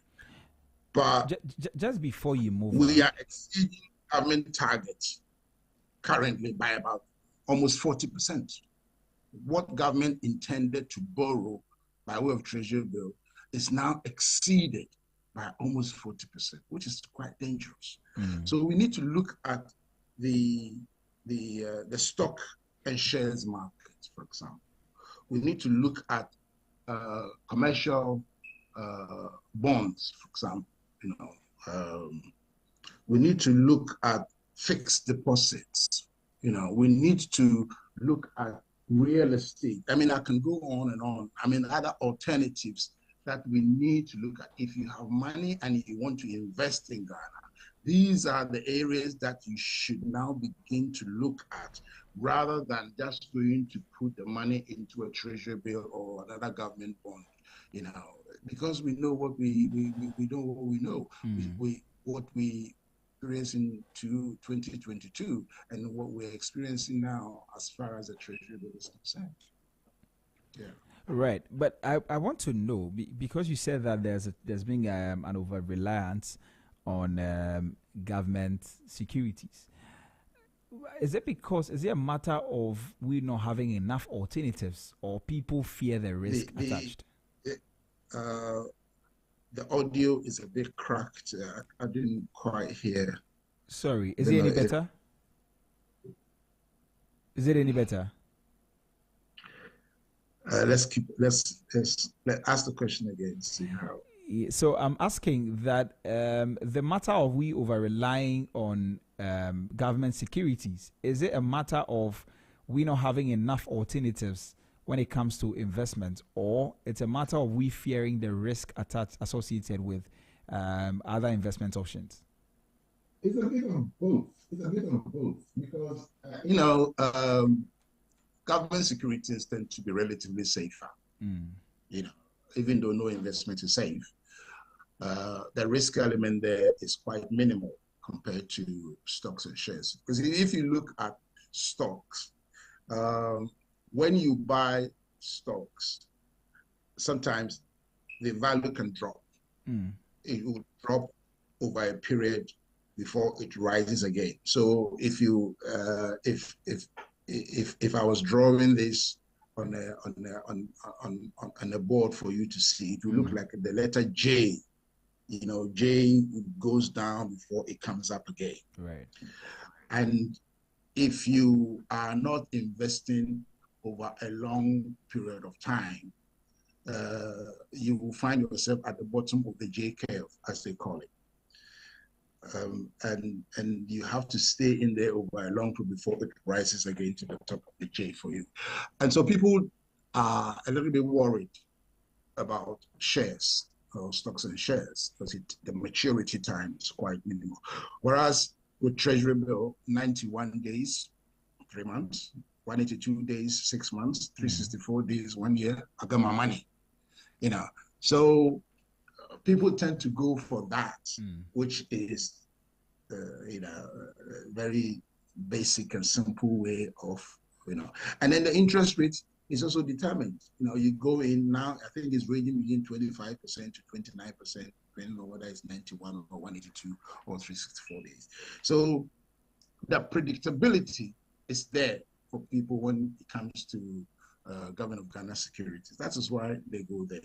The knowledge and understanding about other alternatives is quite low, and it needs to, maybe the Ghana Stock Exchange, we need to up their education and sensitization for people to begin to look at companies that have listed and that have got good shares that people can begin to invest in. Of course, I don't want to be seen as doing business for certain companies, but if you go to the Ghana Stock Exchange website, you will see some companies there that are doing well, whose shares are doing well. I mean, I don't know whether I'm allowed to mention them on your program, because probably it will be seen as advertising for them. But if you go to the website, you will see quite a number of companies that are doing very well. Yeah. Right. And also the banks also need fixed deposits, which mimic the treasury bill or the bond, market prices. So again, people can begin to look at that. We need to let people know. So you ask the question whether it's not available. It is available. The question that maybe you should ask is, are people fully aware? And has there been enough sensitization for people to know that, hey, it is not only government securities that is the way forward when it comes to investment, but there are other ways of doing it, which are equally good. Right. Well, let's now look ahead. Let's discuss some sustainable alternatives to the DDEP. Now, Ghana's given our current economic state, what alternatives exist to prevent another DDEP? Right. Okay. What is there to? I don't want to be a scaremonger. I think, in as much as we, the individuals in our country, the investors, and also institutional investors and companies and that invested in the Government of Ghana securities are concerned, We have learned our lesson that, look, no investment is safe.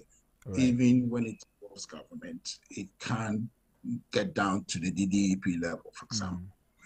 So we need to have our backs up and begin to look at alternatives. So at least that lesson has been learned from us, that yes, when you're going in with your eyes wide open. And like the first time we went in with our eyes wide closed because we thought, oh, government is government, abandoned, but it is no longer like that anymore. So that is one thing. The other thing too is that the government itself has learned its lesson that if we don't manage our finances well, if we don't raise our revenue collection, it will take us to this level again. And therefore, they need to widen the tax bracket and make sure that more people are into taxation. For example, the e-levy that was introduced, it wasn't very successful. It suddenly became a political talk. Oh, we will change it, we will, and all those things. Revenue is revenue. If you come and then you decide that, look, I am not going to take any more revenue from this source, it's a recipe for disaster. People use roads. The roads need maintenance, and they're not paying any road toll. It's a recipe for disaster. The governments need to learn their lesson that, look, mop up the pennies and the pounds will pay for you. I'm speaking, like a British guy now. Mop up the pesos and the cedis will pay for you. You understand? If you don't do that, you're not going to get your revenue that you need. So every source of funding by way of revenue collection needs to be taken advantage of by government. So the government itself has learned its lesson. So maybe we might not go as far as the DEP again. And indeed, if we're going to go that way, maybe the impact is not going to be as huge as it was the last time. And then also we need to, like I said in my earlier submission, we need to look at other sources of investment so that we can, diversify our investment portfolio across the entire. Okay, I would have loved, because of time, I would have loved to ask about public-private partnership, whether they are good alternative financing models to explore. But National Economic Forum is currently underway. What key recommendations would you offer? Yeah, well, because again, if it is a national dialogue, which will be above partisan politics, would be good. I'm sure maybe as an individual, I might not have much that, but across our nation, the academia, very, very useful.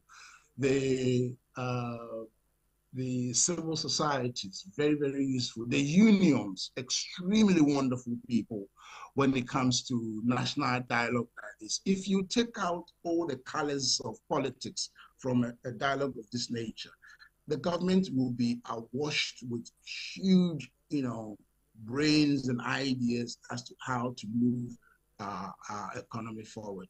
I mean, we have a national. I don't know. I can't remember the name of the institution, but there is some kind of an institution that has got a development plan. But governments tend to rely on their own manifesto because of the fear that if I don't follow my manifesto, the electorate will vote against me 4 years' time because that is what they use to judge me. And therefore, this national dialogue thing tends to be pushed, to the torchlight. But I just appealing to the government not to be politically blinded, but listen to the general population, the academics, the civil societies, the unions, and you, of course, the media. You have wonderful ideas that the government can rely on to make sure that they move our economy forward. Yeah. That is what I would advise. Yeah. Right, Mr. Kofi, it's been a great conversation with you this morning on the Business Breakfast on Zed. We're so much grateful that you joined us. Any final thoughts? Yeah. Since we are having a conversation about investment, I just need Ghanaians to understand that the investment environment is much, much broader than we have ever thought about. And indeed, it is by us moving into these portfolios that will make it popular, that will make it sustainable. And that will also ensure that the monies that we put in are not lost, you know. So we shouldn't give up on investment, because the best way to expand our asset base is through investment. And of course, the nation too will not give up on us. Therefore, let's, beef up our confidence and then continue to do what we're doing to support our economy. Our nation cannot afford to always go outside. We within the country, the citizenry, can help our government, and then together we can make Ghana great again. Thank you. Thank you very much, Mr. Hayford Krufi, Atta Krufi. We are grateful. Well, that was Mr. Hayford Atta Krufi, who is an investment analyst and former CEO of the Ghana Pensions Regulatory Authority. He's been speaking to us on the domestic death exchange program that the government of Ghana underwent last 2 years or so. Yeah, and he's made us understand a lot of things along those lines, even proposing some alternative solutions going forward, how we can avoid DDEP in the future and what have you. It's been a very great conversation. His expertise has helped us understand the DDEP better. And thank you very much for joining us. We hope that this discussion has shed light on the critical economic issues and encouraged a thoughtful dialogue on Ghana's debt sustainability and financial resilience. We look forward to having further engagement on these pressing matters. So we'll be coming your way again. But thank you. It's been a great conversation. It's been a great morning right here on the Business Breakfast on Zed, right from 6:15 till now. I'm grateful that you joined me. My name is Nichebi Hammond, and we'll be crossing over to the Accra International Conference, where the National Economic Dialogue is currently taking place. Please make sure that you continue to listen to us until we